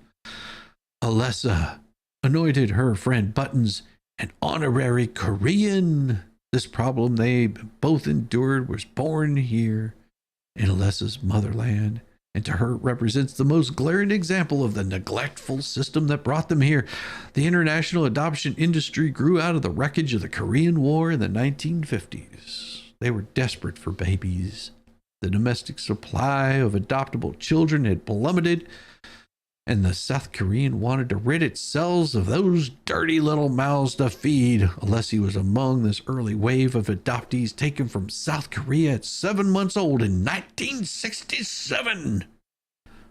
The system focused on shipping children abroad as quickly as possible. Let's get rid of these little children. We don't want to feed them anymore, especially if it's a young girl. The system focused on shipping children abroad as quickly as possible. Korea's government, eager to curry favor with the U.S., did everything it could to speed up the process, including relaxing the obligation of agencies to ensure citizenship for adoptees. The adoption industry took the model created in South Korea into poorer countries around the world, shipping babies back in bulk to American families. And you're telling me that we still don't know where 325,000 children have come across the southern border are, but that would be fake news. Don't believe everything you hear. South Korea has struggled to track the citizenship of children placed in U.S. homes and the status of more than 17,550 times 325,000 over 365 years. Man, oh man, our country wasn't even here then. Remains unconfirmed, according to the U.S. government data AP obtained. Well, of course, they would obtain some sort of data because, well, that's what they do. The Adoptee Rights Campaign used Korean figures to estimate up to 75,000 adoptees from all over the world could lack citizenship. But groups like the National Council for Adoption put the number somewhere between 15,000 and 18,000.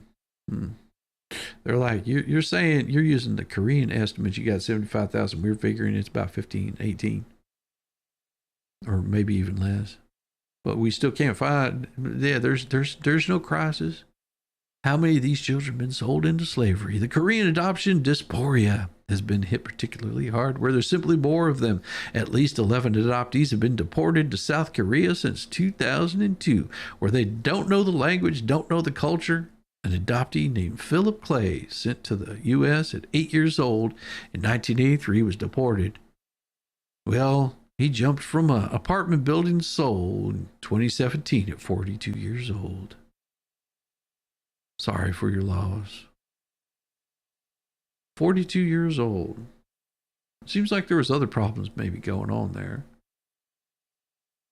Adam Krapser. I would have changed my name immediately. Adopted at 3 years old in 1979, was also deported to South Korea. The married father of two, says he was abused and abandoned by two different adoptive families who never filed his citizen papers. He got in trouble with the law once for breaking into his adoptive parents' home to retrieve the Bible that came with him from the orphanage. He sued his Korean adoption agency, Holt Children's Services, and a court last year ordered the agency to pay him damages for failing to inform his adopters that they should take steps to secure his citizenship. It's like getting your dog chipped. For some adoptees, their status is fixable through the arduous naturalization process. Arduous naturalization process. Arduous to become an American citizen. Oh, it's weird that my grandfather had to do that. As did my great-grandfather on my mother's side, or father's side. My great-great-great-great-great-grandfather had to go through some sort of naturalization process well before then. It's odd how that works. Huh. Now, my wife's family, on the other hand, they came over much, much earlier than that. Mm-hmm. This is emotional propaganda. Oh, come on. Aren't your heartstrings ripping out of your chest? Come on. You don't feel it? How if Donald Trump is elected, that these people will be deported immediately. That's not what Donald Trump's talking about when he's talking about getting rid of illegals in this country. But hey,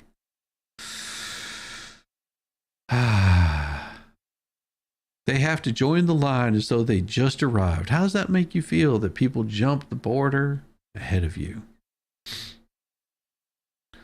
It takes years. Yes. It takes thousands of dollars. Yes. Wasted days. Yes. Routine rejection from immigration offices on technicalities. Yes. Wrong form. Yes. Errant typo. Typos aren't errant. You double check and triple check and make sure that you do everything that you're supposed to do whenever you're filling out these kind of papers. It would be no different than if I was to try to move my body to another country. They would have what the one that the United States has actually is pretty easily naturalization process to go through. Try going to a place like Japan, becoming an American citizen living in Japan. How about Brazil, South Africa?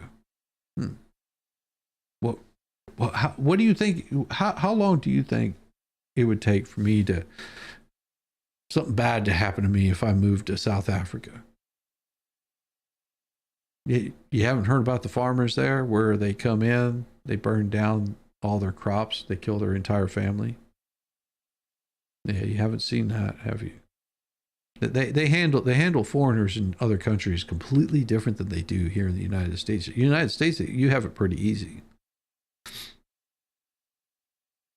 Alessa looked at the picture of herself standing in a high school gymnasium, finally being made an American citizen at 52. Well, there you go.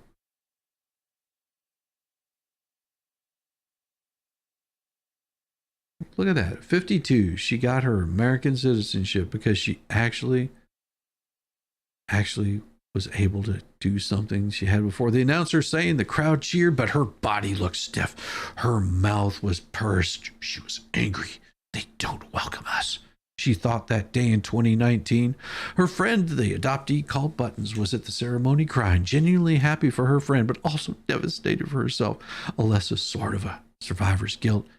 You were right there, and I felt so conflicted, so shameful, Alessa told her.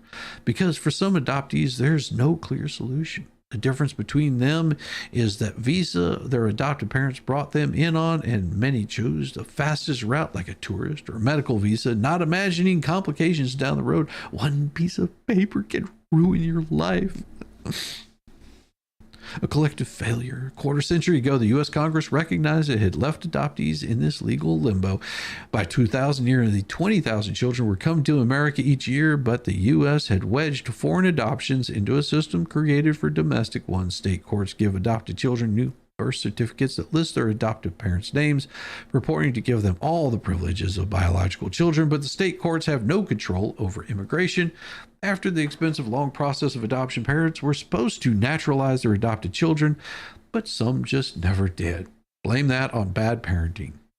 Those early decades of adoption were a wild west, said Greg Luce, a lawyer who has represented many non-citizen adoptees, but there's no standard procedure to help adoptive families. It's a combination of adoption agencies that were neglectful, adoptive parents who should have known better, and the U.S. government that had lax oversight and visa system that could even allow this to happen. It's a collective failure on the part of everyone who's involved, except for the adoptee. They were a child, and they were the ones left holding the bag. It is U.S. The U.S. is unique for this. No other nation that has taken on adopted children deprives them of citizenship. Nope, they will just deprive you of your life. I mean, if you want to, take your happy ass over to North Korea. They'll bring you right in. In 2000, Congress acknowledged that injustice had passed the Child Citizenship Act, conferring automatic citizenship to adopted children, was designed to streamline the process for adoptive parents, not help them their adoptees, and so applied to only those younger than 18 when it took effect. Everyone born before the arbitrary date of February 27th, 1983 was not included. Andy Danielle, Director of Public Policy for the Essex Legislative Commission, the lobby arm of the Southern Baptist Convention, said lawmakers often find the situation hard to believe. I agree, that seems unbelievable. The American dream. Oh, that American dream. Laura Lynn Davis called her representatives, her senators. She written to celebrities, talk show hosts, thinking someone will help. Mike Davis, her husband, 27 years old, was adopted by a soldier, a Vietnam veteran stationed in Ethiopia, who met him there as a boy and brought him into the U.S. And more sad stories. Oh, the pain, the anguish. Mike was their breadwinner. They struggled without him. They lived in cars and motels, but never blamed him. Spin of the roulette wheel. Oh, it's all about how bad Trump is. Trump is so bad, he's going to deport all of these people. It's time for my country to fight for me.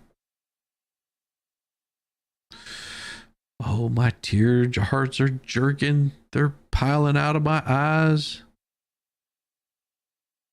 She was naturalized in 2022, the day before her 40th birthday. She looks back at her picture on the front page of the local newspaper. I can see how happy I was. She says, I almost cried. I can imagine, Buttons responded. She smiled and wiped away a tear. Imagine that one day she'd feel that way too. 60, 90 wonderful people in here hanging out with me, reading these sad, sad stories. Oh, so sad. So sad. My tears, they're fighting to break out. But instead, I'm going to go grab some coffee. I suggest you do the same. We'll be back in just a few. Grab yourself a cup of coffee.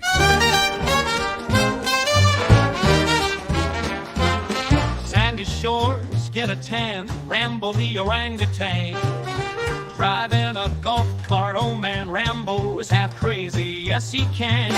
Well, that SOB's a sight to effing see. Oh, Rambo's rolling, rolling, rolling. As the sun, he's free at last. While Shizzy has his coffee, these two are having an effing blast.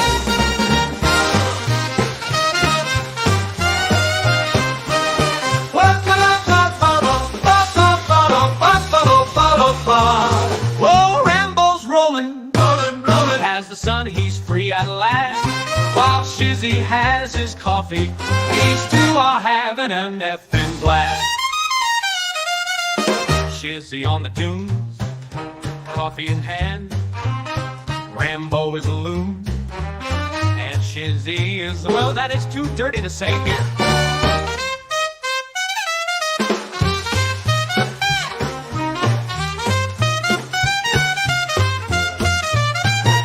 Shizzy on the dunes, coffee in hand. Rambo is a loon, and Shizzy is that is too dirty to say here, Oh, Rambo's rolling, rolling, rolling. As the sun, he's free at last. While Shizzy has his coffee, these two are having an effing blast. Otters in the surf, hummingbirds in the sky. Rambo honks the horn and spits in Shizzy's eye. Oh my! Oh, Rambo's rolling, rolling, rolling. As the sun, he's free at last. While Shizzy has his coffee, these two are having an effing blast. Oh, Rambo's rolling. Rambo takes a turn, driving to the wave. Otters wave their paws, telling Rambo, not sure, but if you could understand, Otter, it probably wasn't nice.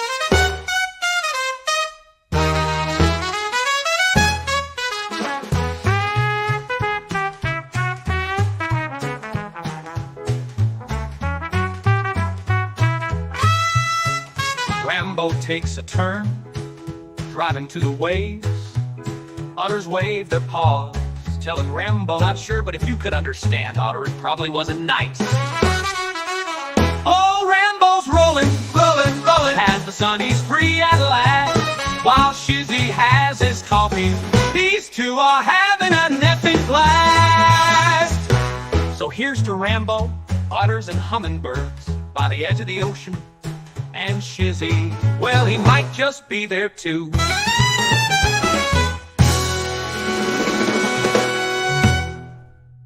Well, here's to Rambo, otters and hummingbirds by the edge of the ocean.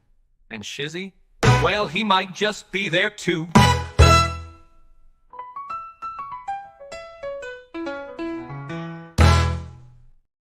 Oh, yeah, good old Rambo. He is a rolling, rolling, rolling. Progressives warn Harris must change her closing message as the election looms. What is her message, though? Her message has been Trump is bad, Trump is bad, Trump is bad, Trump is bad, Trump is bad, Trump is bad, Trump is bad. That's been her entire message the whole time. Well, progressive Democrats warn that Camel Toe risks losing the support of just about everybody in her political base unless she changes her closing message and its messengers immediately. Specifically, several progressive leaders believe that the Democrat nominee has been too focused on winning over moderate Republicans in recent days at the expense of her own party's passionate liberals. But they say that Harris's closing message, which is increasingly centered on Republican Donald Trump, and the threat he poses to the U.S. democracy, ignores the economic struggles of the nation's working class. In other words, she's not getting the message out like she was hoping to. Some far-left leaders also irked that Harris has shared the stage with former House Republican leader Liz Cheney and billionaire businessman Mark Cuban. While progressive icons like Bernie Sanders and New York Representative Alexandria Ocasio-Cortez has been relegated to low-profile roles. It's amazing how that works, isn't it? It's amazing how that works. Good to see you, Alan. Appreciate that you appreciate it. She comes from the middle-class family, and it's all Trump's fault. Debbie comes. That's right. It is more than just Liz Cheney that she's taken to the stage with. See, their party has become what everybody already knew they were. They're supporting war, death, destruction. You disagree, but hey, tell me, who is it that's about deleting children? Not the Democrat Party. No, they would never do something like that. Who wants to fight wars in multiple countries and send funding to fight wars? No, it wouldn't be the Democrats. They'd never do that. It's all Republicans. Republicans are all about war. Remember the big war machine of Dick Cheney as vice president for Bush? Oh man, what about him? Yeah, he's throwing his hat to support Camel Toe. Biggest leader of Halliburton? No, that would never. No. We love Dick Cheney. He's such an icon of death and destruction, fire and hellfire. And the truth of the matter is there's a hell of a lot more people, working class people, who would vote for Camel Toe than there are conservative Republicans. Well, I hope so. I mean, if you think about that statement, that's pretty damn straightforward. That's a pretty true statement. There's more working class people than there are conservative Republicans. But there's a hell of a lot less people that would vote for Camel Toe because even her own party doesn't like her. Sanders noted that he's been doing whatever he's asked to help Harris win. He's participated in 24 Harris campaign-related events this month alone, though they're largely in rural areas. None have been with Harris because she doesn't want him anywhere around because as crazy and kooky as he is, it makes her look like even far left of that. Sanders noted that he's been doing whatever he's been told. She started talking more to the needs of the working class people. I wish this had taken place 2 months ago, but she wasn't running 2 months ago, was she? I don't know. When was that debate? Interesting. Dick Cheney and Tim Walz. No forest is safe during hunting season. That's right, Keister Bunny. That's so right. Sanders noted that he's been doing whatever he's asked to do. The Harris campaign believes that there's still undecided moderates. What, you mean like the paid actors that you have come on CNN? I mean, it was the whole cast of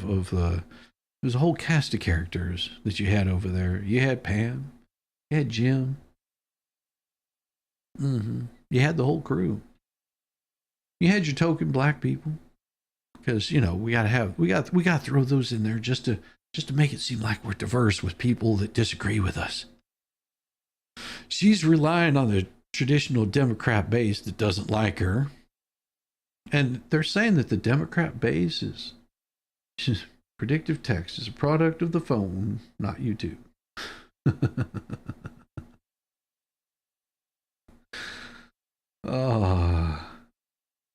What was that? When was the last time you saw a proper Joe sitting on a talk show and giving an opinion? They always wheel out the billionaires. The media influence is so fake, it's unbelievable.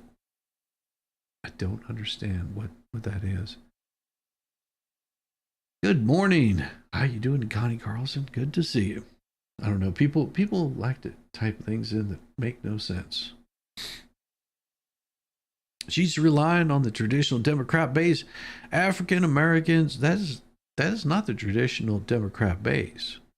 It might have been in the past few years, but the traditional Democrat base has been white landowners, slaveholders that were afraid of losing what they had. That's the traditional Democrat base. I mean, you want to follow tradition, take it all the way back as far as you possibly can. Democrats have been a party for quite some time. They were very much afraid of losing their slaves. Very much afraid of losing their slaves. They just got new ones. Harris's team is aware that some liberals are frustrated by her approach because her support for Israel's war against Hamas. No, it's not her support of Israel's war against Hamas. It's her support for Palestine. That's why people are wanting to get rid of her so quickly. It's her undying support for Palestine. That is why they're wanting her out of there. They're just like, why is she doing this? She's trying to play both sides of the fence. He's saying, why don't they ask the opinions of normal people? Oh, why don't they ask the opinions of normal people? Because are there any normal people? I mean, if you want to see the opinions of normal people, just watch how people vote. There's a pretty big predictor of what normal people believe. But instead of being told what you need to believe, completely different.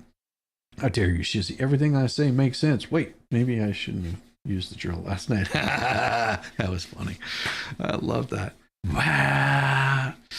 But the campaign sees a major majority expand her coalition by winning over disinfected.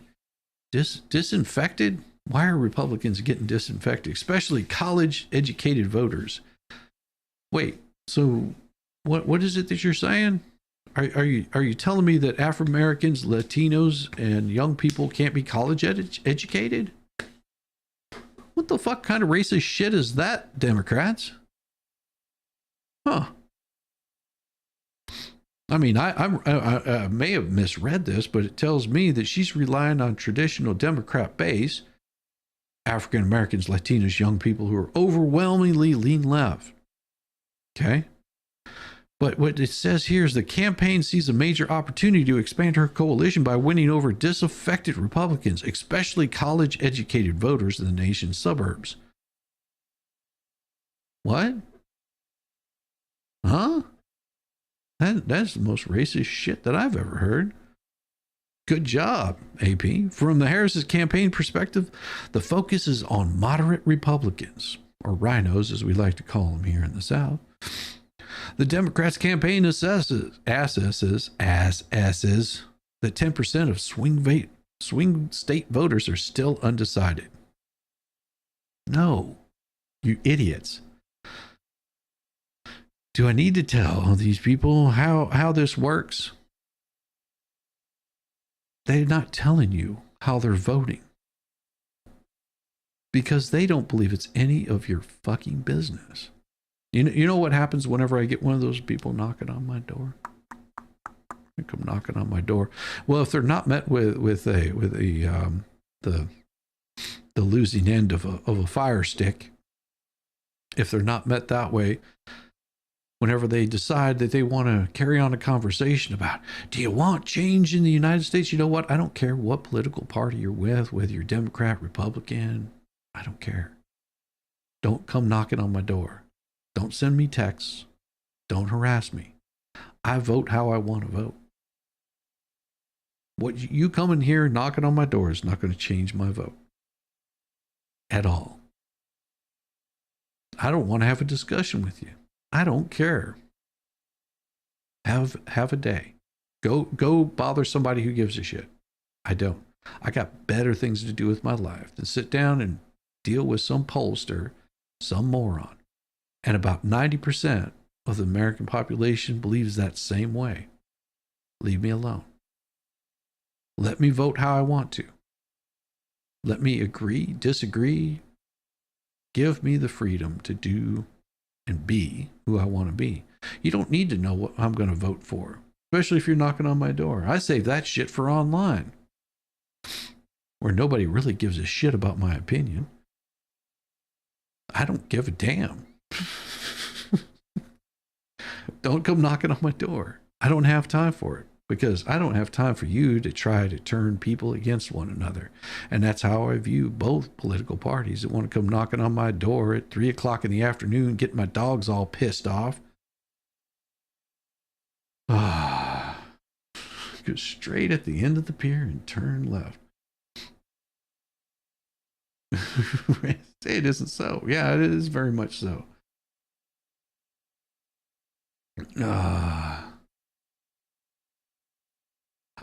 Alan, I don't know what the hell you're asking. I really don't know what the hell you're asking. You know, here's the thing, Alan.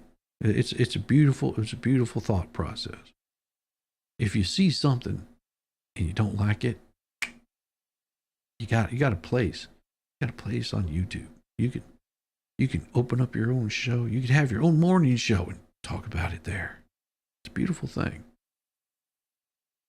It's a good thing. That's how we like it. Yep, that right there names it perfectly. The Democrat Party has been like that, and it hasn't changed in the entire time that's been around. They just lie about it now. Or they try to gaslight you and tell you that's not true. We don't believe that. Then tell me, what is the party that wants to have? What is the party of democracy? Mob rule. Voters are still undecided, persuadable, according to the aide who spoke on the condition of anonymity to discuss internal strategy of that 10%. Some 7% are considered Cheney Republicans, or as we like to call them here in the South, Ranos, who are receptive to the message attacking Trump, the aide said. Yeah, go ahead. Scooter.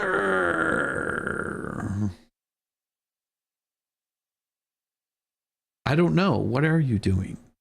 What are you doing? I don't know what you're doing, Alan. You're a lost cause, but that's okay. Have fun. At the same time, the Harris campaign believes her chief political liability is the perception that she's too far left. Oh, yeah, so far left. Trump's allies are pounding the airwaves, accusing the former California senator of being radical left liberal. Therefore, she's been reluctant to appear with progressive icons like Sanders, a self-described Democrat socialist. Harris instead made 3 swing state appearances this week with Cheney, a stalwart conservative who was a Trump ally, before turning against him after the January 6, 2020 insurrection. Who has been tried and convicted for insurrection? It's an interesting claim that AP puts out there, that the news media puts out there, that they keep claiming this January 6th insurrection. Yet they've already arrested people for trespassing, for all of those things. But who has been arrested and charged for insurrection?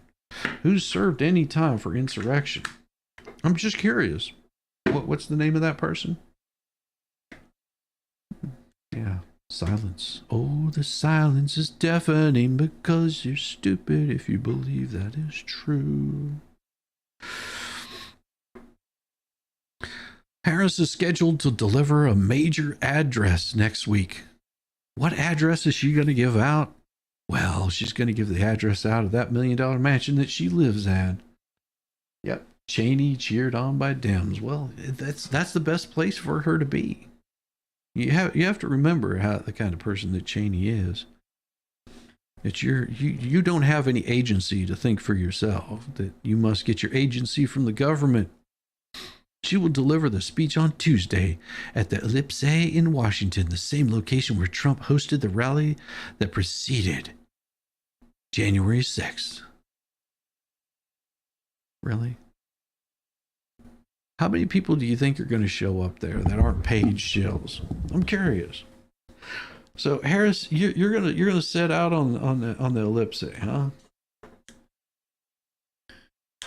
Do you think they'll have a big wide shot of all the people there, like they did with Trump? Do you think they'll have the bulletproof glass up for you, like they did for Trump? That ought to be an interesting one. Just saying, could be quite interesting. You just woke up, Stormy Storm? Well, that's beautiful. Glad you did. Progressives want Harris to talk more about the economy. Frustrated progressives do not discount the need to warn voters of Trump's authoritarian leanings. What authoritarian leanings? What authoritarian leanings are you talking about? You mean the authoritarian leanings that said, you know what? I believe that states should have the right to decide on what's best for their family. I believe that while people are burning down the country, that those states should take it upon themselves to decide how they want to handle these riots.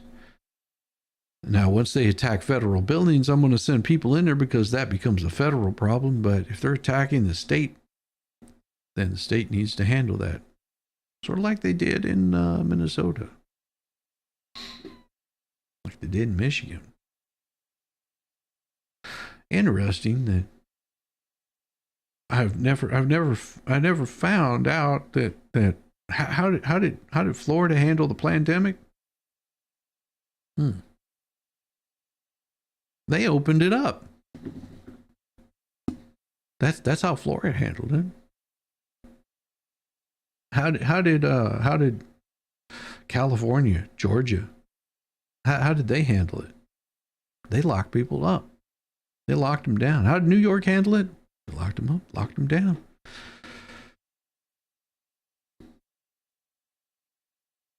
Name one authoritarian policy. Yep. How did Trump handle these situations? I'm just wondering, these authoritarian leanings, some wish her closing message was more focused on addressing the voters' overwhelming pessimism about the state of the economy and the direction of the country. See, they consider sending illegals back to their home country authoritarian. That's you have to get the definition right here, Volstorm. Don't you understand? There's one way of doing it, and if you don't do it our way, then that makes you authoritarian. Do it my way, or die on the tree, Ryan. Adam Green, the co-founder of Progressive Change Campaign Committee, praised Harris's advertising team for smartly investing hundreds of millions of dollars behind ads focused on grocery pricing, taxing billionaires, and Social Security, things that both win swing states and pump up the base. Yeah, Progressive Campaign Change Campaign Committee. Let's do a little search for those folks right there. So what is it about them? What is about them? Well, they have a website. It's a 1 million member grassroots organization. 1 million member really isn't grassroots. Building power at the local, state, federal levels and engage in electoral work and issue advocacy work, fighting on democracy issues and economic populist priorities like expanding Social Security, Medicare, Green New Deal, student debt cancellation, and Wall Street reform. They're also an affiliation with Peace Street Project. What's Peace Street Project? What is the Peace Street Project? Well, let's look up and see what Peace Street Project is. Not now. Peace Street Project. Let's see what it is. It is the Progressive Change Campaign Committee. Oh, wow. They have the same exact website. Oh, that is Peace Street. Bold progressives Yeah, .org. Yeah, that's the one. And it looks like, what is it about them? Their candidate trainings, your issues, their issues. Let's see what their issues is. Well, here's their issues. This is what their issues are. It's a Green New Deal, Medicare for all, Social Security expansion, debt-free college, Wall Street reform, free open interwebs. So this is what they're all about. You see what they're all about? They want to expand Social Security. They want Medicare for all. Won't make it affordable, but it's something that they think that you need. Who's their candidates? Well, it'll tell you who their candidates are. Elizabeth Warren, Ed Markey, Beckett Bryant, Greg Hazar, Jasmine Crotchet, Maxwell Alondra Frost. So if you want to know who their candidates are and who you should be supporting, who they're supporting, these are the people that they're going to get funding from whenever they win their races.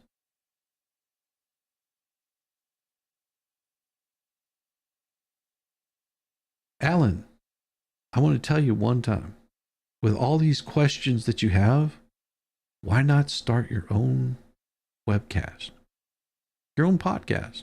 It'd be interesting to see. You'd be very successful in it. All these wonderful questions that you have, you can ask them on your own place. Interesting how that works, isn't it? Oh my, oh my. Yeah, that's what these folks are all about right there. Adam Green. He praised her advertising team, but Green said there's been an odd disconnect between the campaign's economic populist ad strategy and the event strategy that focuses almost exclusively on Liz Cheney's kumbaya optics that pretty much makes the base hate him even more. Voting begins, they probably win more swing voters than bread and butter issues. Other frustration at the Harris campaign hasn't featured progressive leaders like Sanders or Cortez or whatever her name is, my big booty Latina, in those higher profile spots. Joseph Jerzavizeza, executive director of the progressive group Our Revolution. That sounds familiar. That as many as 10% of them there progressives may not vote for Harris because of their frustrations. Some may not even cast a ballot at all, he said, while some may even support Trump. Oh, shame. The former president has called Cheney a backer of the U.S. invasion of Iraq, a stupid war hawk as he tries to win over the Arab Americans in Michigan, angry about the more than 42,000 Palestinians killed in Israel's Gaza offensive.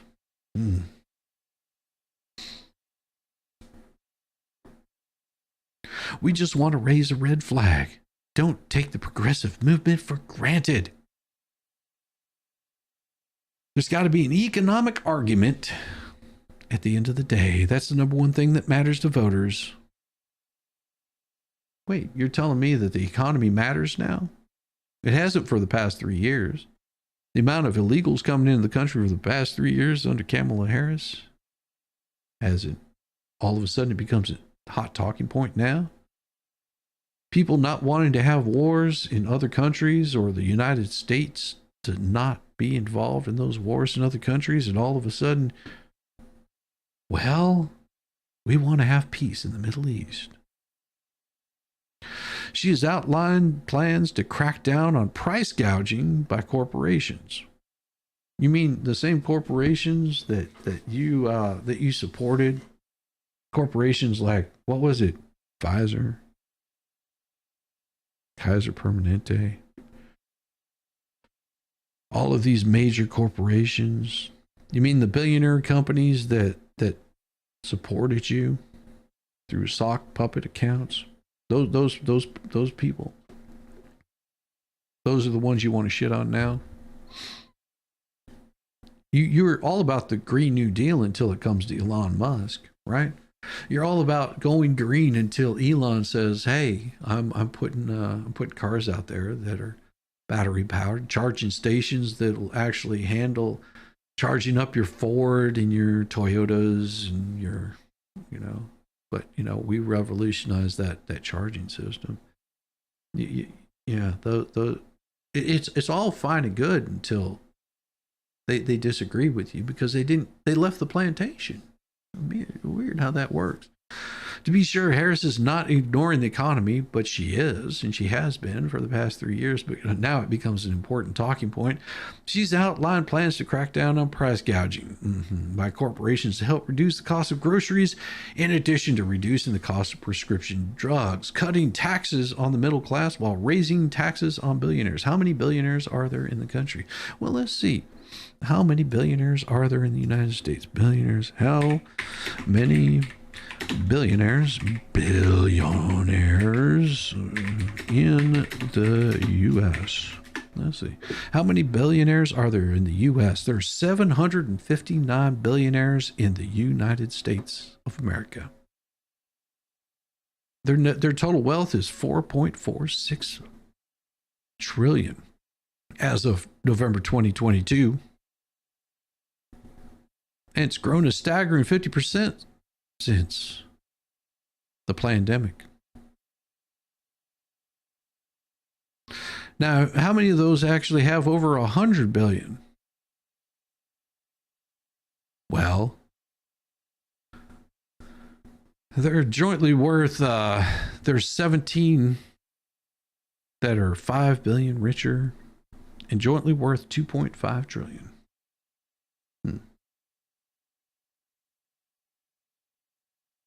So how many millionaires? How many millionaires? Millionaires are in the U.S. government.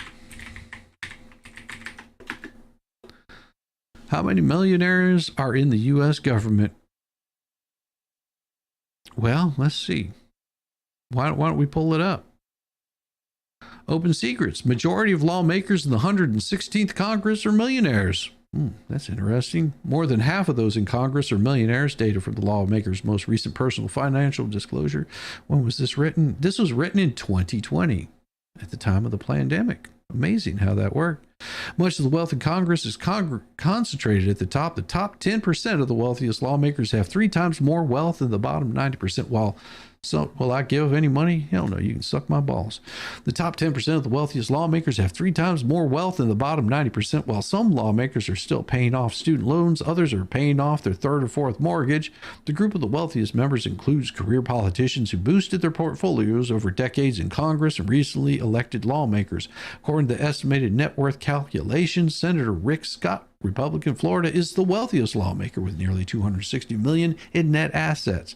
Scott dethroned Senator Mark Warner. Well, he's already been surpassed just this year with Nancy Pelosi. Another one is Mark Warner, Democrat for Virginia, for the top spot after he won election in 2018, despite injecting nearly $64 million of his own money into his campaign. Greg Galaforte, Republican, Montana, who made his wealth through a software company, is the richest House member with $189 million. Interesting. Galafonte chose to disclose his exact assets last year rather than showing them in wide ranges, providing a clearer picture of the state of his finances. Lawmakers filed their most recent annual financial disclosures in May, revealing, but what is it in 2024? That's what I'm curious, because this is April of 2023. So why don't we look and see what it was in 2024? I'm a millionaire in the U.S. government, 2024. 2024. Let's see. There isn't much information about the number of millionaires right now in the U.S. government, but there's some related information. Wealth distribution in the first quarter of 2024, the top 10% of earners own 67% of the total U.S. wealth, while the bottom 50% own 2.5%. Top 1% wealth. It means what it means to be wealthy. According to Schwab survey, Americans think it takes 2.5 million to be considered wealthy in 2024. The average net worth required to be considered wealthy varies by location, from 2.8 million in Washington, D.C. to 4.4 million in San Francisco. Amazing how that works. How many millionaires are in the United States? U.S. Wealth Report. But you know what? They don't talk about how many millionaires you have in the U.S. government. Why would they talk about that? That makes no sense. Why don't they talk about her excellency, the vice president of the United States, having over 77 million? Wow. Amazing, isn't it?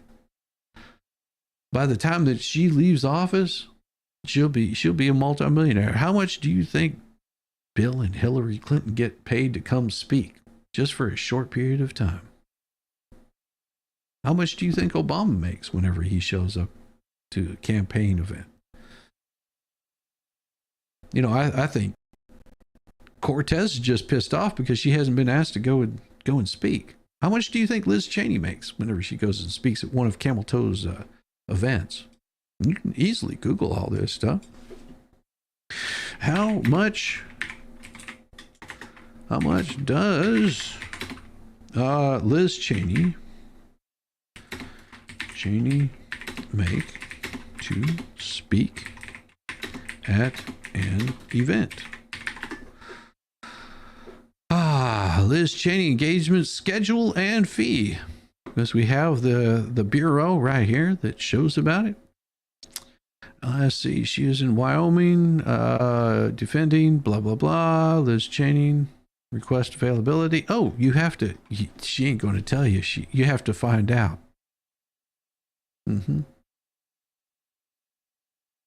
Let's see.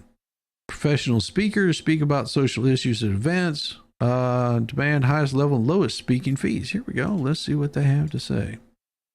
Here we go. Yeah, it's by ABC. There you go. Quick list, one category, $200,000 up. Donald Trump, $1.5 million. Topping listing, Hillary Clinton makes $200,000. And this was written in what year? 2014. So she, by the way, I looked it up recently. It's not 2014 anymore. It's weird how that works.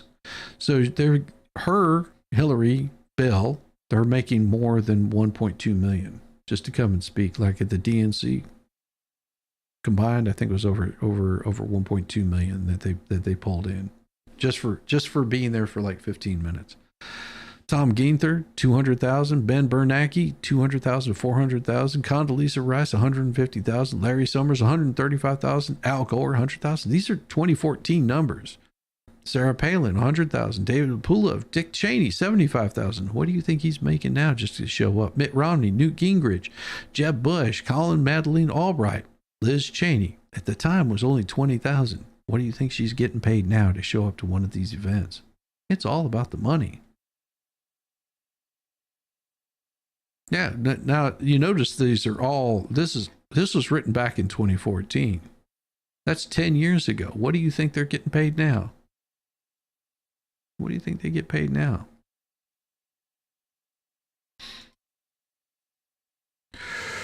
Indeed, about 4 in 10 likely voters in a recent CNN poll said the economy was their most important issue when deciding how to vote. To be sure, Harris is not ignoring the economy. Right. Cortez made 3 stops in swing state Pennsylvania last week on Harris's behalf because that's what she gets paid to do. This is the only way that she is going to make money to pay for that Tesla that she hates so much. Former President Barack Obama, still beloved by many progressive voters, has been active on the campaign's closing days, and he is working his way up to hit that billionaire status. He's, what is he going to talk about? Trillionaires? Billionaires, trillionaires? Because it used to be millionaires and billionaires, but now that he's hit that millionaire status, man, can't have that happen. Can't come after his money. Imagine this, $400,000 a year. Anybody making under $400,000 a year is considered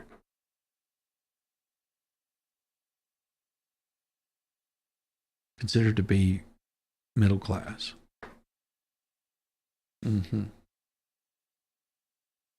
Obama, still beloved by many progressive voters, has been called out multiple times recently on his flip-flopping events. Meanwhile, Trump has continued to lean on the issues of his campaign, sees as his strongest: the economy and inflation, illegal immigration, crime, foreign policy. But also, think about this. Harris acknowledged during a CNN town hall week that some progressives may be unhappy with her leadership entirely. But I also do not know that for many people who care about this issue, they care about bringing down the price of groceries. But you didn't seem to care about that 3 years ago. They also care about our democracy. But we're not a democracy. We're a constitutional republic. They also care about not having a president of the United States who admires dictators and is a fascist. And there it is. There is her remarks as a fascist.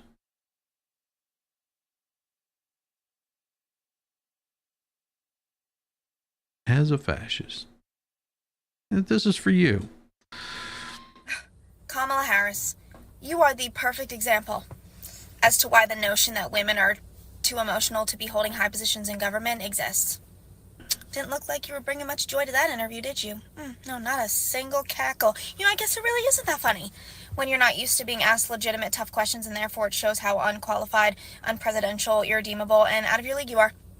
From the woman that constantly preaches, must be unburdened by what has been.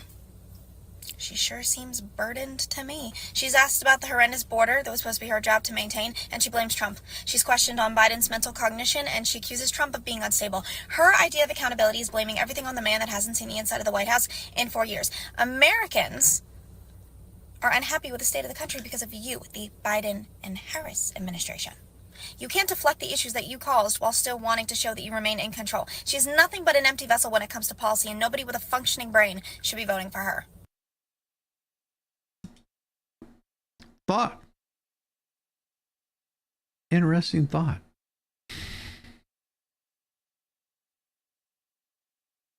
Interesting thought. Shouldn't be voting for her, huh? Well, you can vote for her if you want to. That is entirely up to you. Entirely up to you. Think about this. This is a girl from 4 years ago. 28 years ago now, I think. Yeah. No, 4 years ago. 2020. During 2020 election. Think about this. This is what people thought. If you are a liberal and can't stand Trump and can't possibly fathom why anyone would want to vote for him, let me fill you in. We can't stand you. You've done everything in your power to try and destroy this country by tearing down our police, our borders, our history, systematically destroying our schools and brainwashing our kids into thinking that socialism is the answer to everything, demonizing religion and faith, and glorifying abortion, violence, and thug culture. From calling us racist to expecting everyone of every color to follow our laws, to ridiculing us for having the audacity to wish someone a Merry Christmas, or hang a flag on the 4th of July, or stand for our national anthem, or, oh, the horror, wear a MAGA hat out in public. So much for your tolerance. We are voting for Trump not because he's the most charming character on the block, but because we vote policy over personality. And we are sick and tired of your divisive and destructive and ignorant and intolerant behavior and beliefs parading around as some kind of wokeness. We are voting for Trump because of you. If you are... Amazing. Amazing. People get it. People understand it. They're saying, why would I vote for my own destruction? But of course, you have to have the Hildebeest ramp things up. Here you go, Hildebeest. And one other thing that you'll see next week, Caitlin, is Trump actually reenacting the Madison Square Garden rally in 1939. I write about this in my book. President Franklin Roosevelt was appalled that neo-Nazis, fascists in America were lining up to essentially pledge their support for the kind of government that they were seeing in Germany. So I don't think we can ignore it. Now, yeah, that's what the Hildebeest is comparing. Donald Trump having a final rally.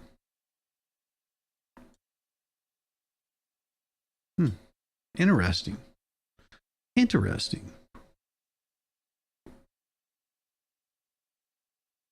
Apply liberally to affected areas. Right on. How can we trust a person to uphold her oath to support and defend the Constitution of the United States who does not believe in the First Amendment? We can't. Exactly. How can we trust a person to uphold her oath to the Constitution who doesn't believe in the Second Amendment and our right to protect our loved ones?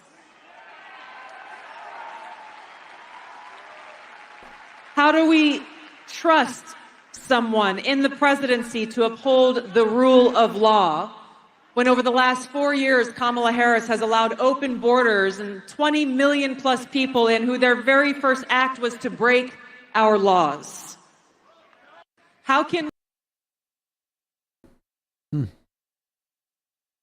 Former Democrat.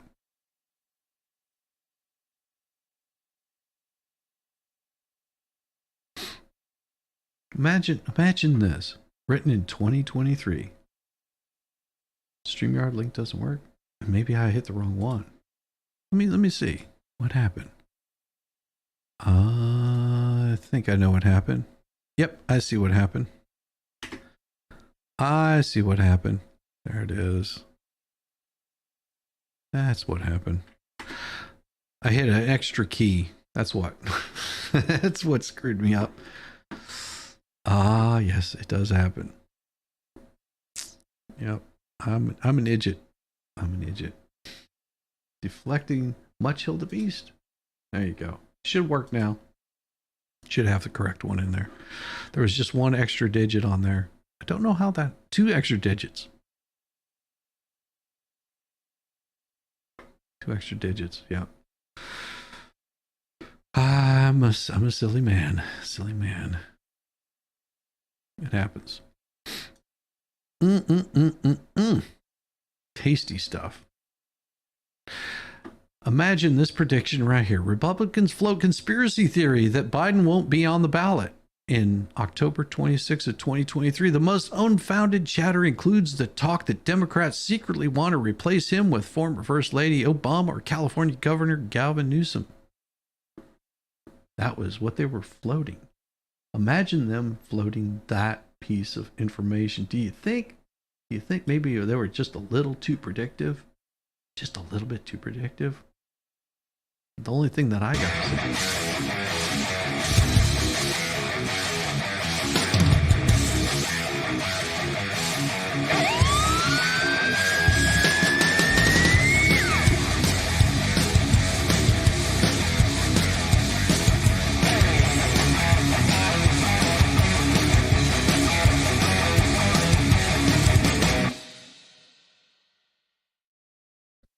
Brother, how are you?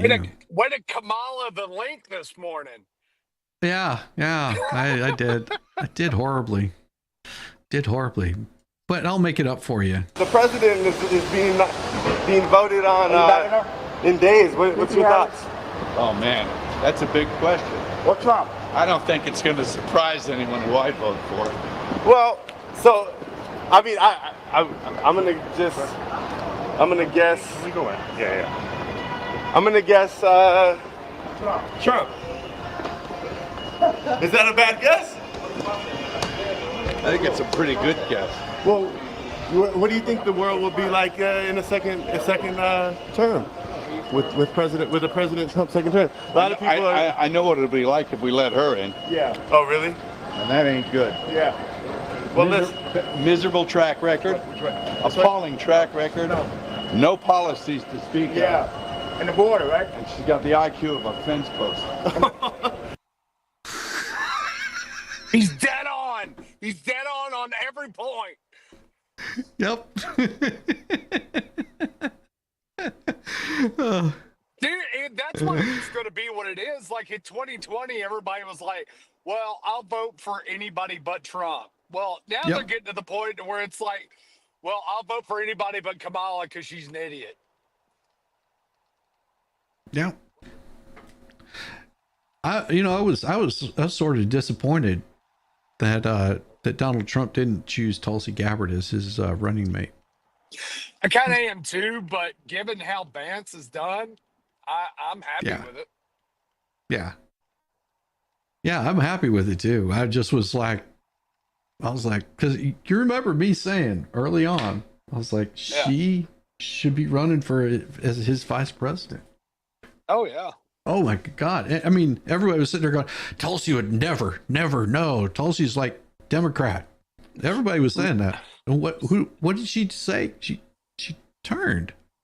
No, it was God. too obvious, and until she officially joined the party, which she did this week, she was not going to be on the vice presidential ticket.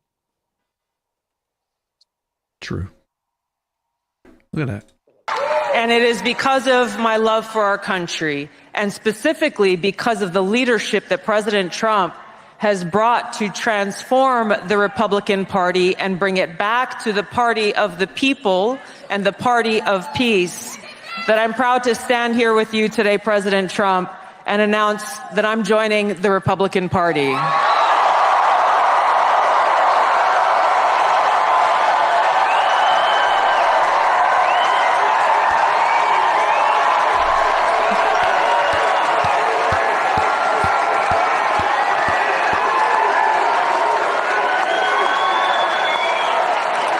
I'm joining the party of the people, the party of equality, the party that was founded to fight against and end slavery in this country. It is the party of common sense, and the party that is led by a president who has the courage and strength to fight for peace.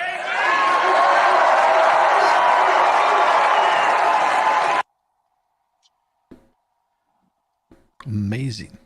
Yeah, that was inevitable. Yeah. Tomorrow, she was gonna have to. Yeah.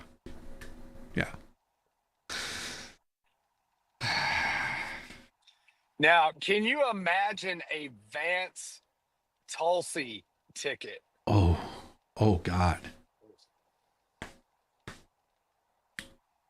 In 4 years, yeah. Yeah, that's what I mean. Once they've been in that. This is going to be amazing, because we're going to, in 4 years, both sides are going to have to pick a new candidate. There is no incumbent.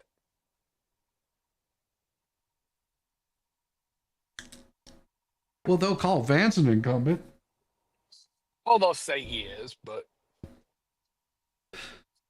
And that's fine, because I'm sure they'll use the same tactics on Vance that the Republicans have used on Camel Toe. Oh yeah.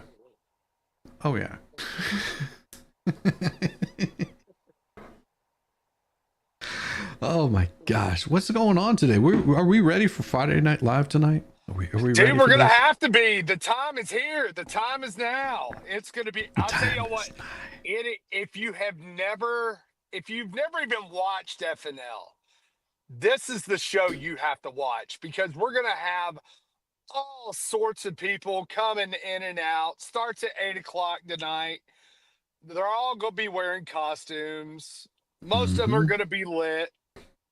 So it's a fun Good time. majority of them. Good majority of them. Yeah. Shizzy was majority. naked last year. Just a little bit. I got Diva all worked up in a frenzy because she missed out on the suspenders. Yes, she did. Yes, on the bib overalls. She was just like, "Damn it! Why did Shizzy have to do that after I leave?" Yeah, White Rabbit's the one setting everything up, so there'll be staggered start times for people, because there's going to be so much going in and out. It's going to be crazy. It'll be awesome. Organized. Yes, be organized. It'll actually be organized, because she doesn't leave it up to the expert to organize it. Yeah, because if expert organizes, it's just like, what does this button do? Oh yeah, he'd forget to send links to about half of the guests. Yeah, you got to hit that send button. Dude, right now, I guarantee you, he is. You could shove a piece of coal up his ass and have a diamond. I get you. I bet you would. He's all puckered up. Oh yes, you got to be there for this. This is going to be the event to be all events. An FNL Halloween with White Rabbit running it. Yep. Oh my. It's going to be awesome. I've already got my time slot. Oh yeah. Yeah, same. Same. I get a little extra time before I have to be home, which is nice. That is good. That is good. Oh, FNLs are the chef's kiss of the ending of a week going into that weekend. Dude, FNL's where you go and it's like going to the bar with your friends. You just go, you chill, you hang out. It's nothing serious. You just lay back and enjoy it, man. Yeah. Lay back and enjoy it. That's all you got to do. Just lay back and enjoy the dulcet tones of Yamaha's going to be there too. Oh, of course he is. The stars are coming out tonight, baby. I'm telling you, you guys have no idea what you're in for. But if you watch, it's starting at 8 o'clock tonight, if I'm not mistaken, isn't it? Yes, 8 o'clock Eastern time. For those on the left coast, that would be 4 o'clock. That's when you're just starting happy hour. Exactly. People have complained of their sides and faces during FNL. Oh, it's not my fault that their sides ache and their faces are hurting. You have to remember that it is us that bring the pain. Yeah. We will tickle your timbers. That's it. That's right. You need your tickle. You need those timbers tickled. You need your timbers tickled. Well, and then also on Sunday night, we're going to be reading The Legend of Sleepy Hollow over here. In a way that only we can. Oh yeah. Yeah. And it's going to be good. Like this weekend is just going to, if you have not had a good weekend in a while, because you're just like, work has been stressful, got holidays coming up, and yeah, FNL followed by a Sunday with the crew. There's going to be a blast. Saturday. I don't think I'll be able to do it today. If I do, it'll be very short-lived. But Saturday, I will be going over whatever happens today in the trial. I don't think I'll be able to do much of anything because I've got to go pick up some steel, and I've got some grouting to do on the front porch. So I've got to grout all that tile in. Well, and once I'm done with that, I may jump on early today. You never know. If I do, what's going to be interesting is I think they only got about halfway through the videos. Yeah. And then they'll end up going through jury instructions, which they anticipate will take forever. So maybe they'll have a closing arguments today. Maybe not. Who knows? Well, the what's his face? Owens, he said he's looking at probably having the what do they call that? He doesn't suspect that they'll be done with the jury instructions until noon or 1 o'clock or some crap like that. And the judge was just like, "What are you talking about? Why wouldn't we have it done before then?" Right, because matter of fact, they're coming in at 8:30 to go over jury instructions because they wanted to get a jump on it. It was 8 o'clock, if I'm not mistaken. The judge said, "Be here at 8 o'clock so we can get going on this." Well, they originally were going to do 8 o'clock, but then they negotiated for 8:30. Because delay has been what Owens has been notorious for. And I understand why he's doing it. That's the only way he's going to get paid. That's the only way he's getting paid. Sucks. Yeah. Well, it is a losing case also. I mean, he delayed that shit yesterday for hours over bullshit. Yeah. And the judge could see right through it. Because they're continuing to paint the narrative of, oh, well, she was in danger and this, that, and the other. Yesterday ruined that. Yeah, that just destroyed every bit of it. They're going to try to come up with something. I guarantee this morning they're going to try to come up with something why they can't play the rest of those videos. Because they're doing it without commentary. They're just like, here's the videos. Boom, boom, yep, boom, boom, exactly. Boom, boom, boom, boom. Yes. You'll have to catch part of Sunday. Got a lot going on. Well, tonight, my wife is going to be out with some friends. They've got something that they're doing tonight. But after that, I'm like I said, I may do a stream today, later on. I just can't do it too close to FNL because I'm going to be getting all geared up for the stream. Oh yeah, it's going to be good. It's going to be good. We're going to have a blast. Yeah, we are. Oh, buddy, so much fun. All right, I'm going to end this bad boy and get this thing kicked down to who am I going to be sending everyone off to this morning? I think the baker might be running a stream this morning. I'll tell you what, send some love to Mo because she had some trolls in the chat yesterday. I did send everyone to Mo yesterday. Yeah. I sent everyone over to Mo yesterday. That was let's see, that's Mike. Yeah, she is going. I'm sending all you fine folks over to Mo. Make sure you hit the thumbs up. If you see trolls in there, make sure you slap them with a large long one. That's right. And if you want to have some fun with Mo, throw a bunch of blue wigs up there in the chat. A bunch of purple wigs. If you can find them, you're going to have to find the purple wigs to do it though. And in the meantime, we'll see you guys tonight on.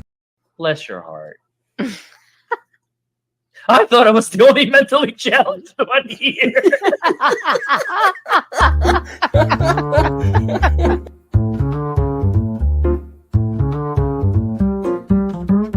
Get it, yeah, oh yeah.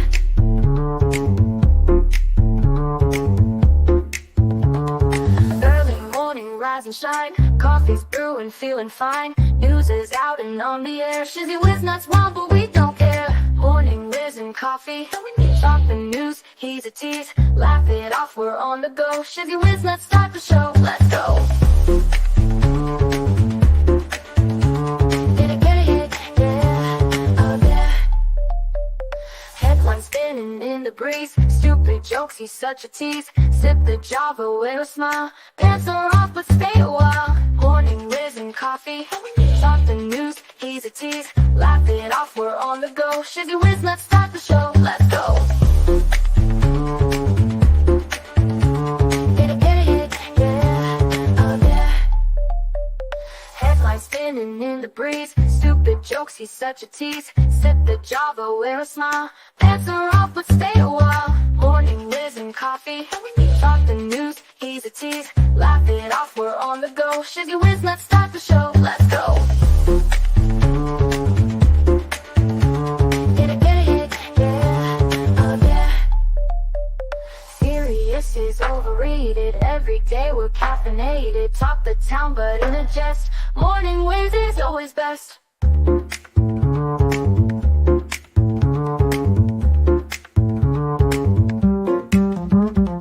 Clock is ticking, time to run. Morning show's a load of fun. Grab your mug, don't spill a drop. Laugh your ass off till you pop.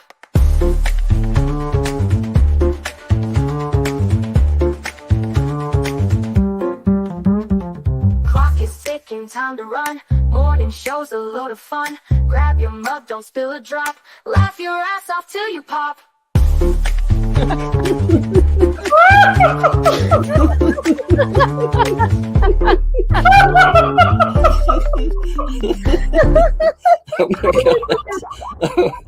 Oh my god, Shizzy breaks Larry. Shizzy broke Larry.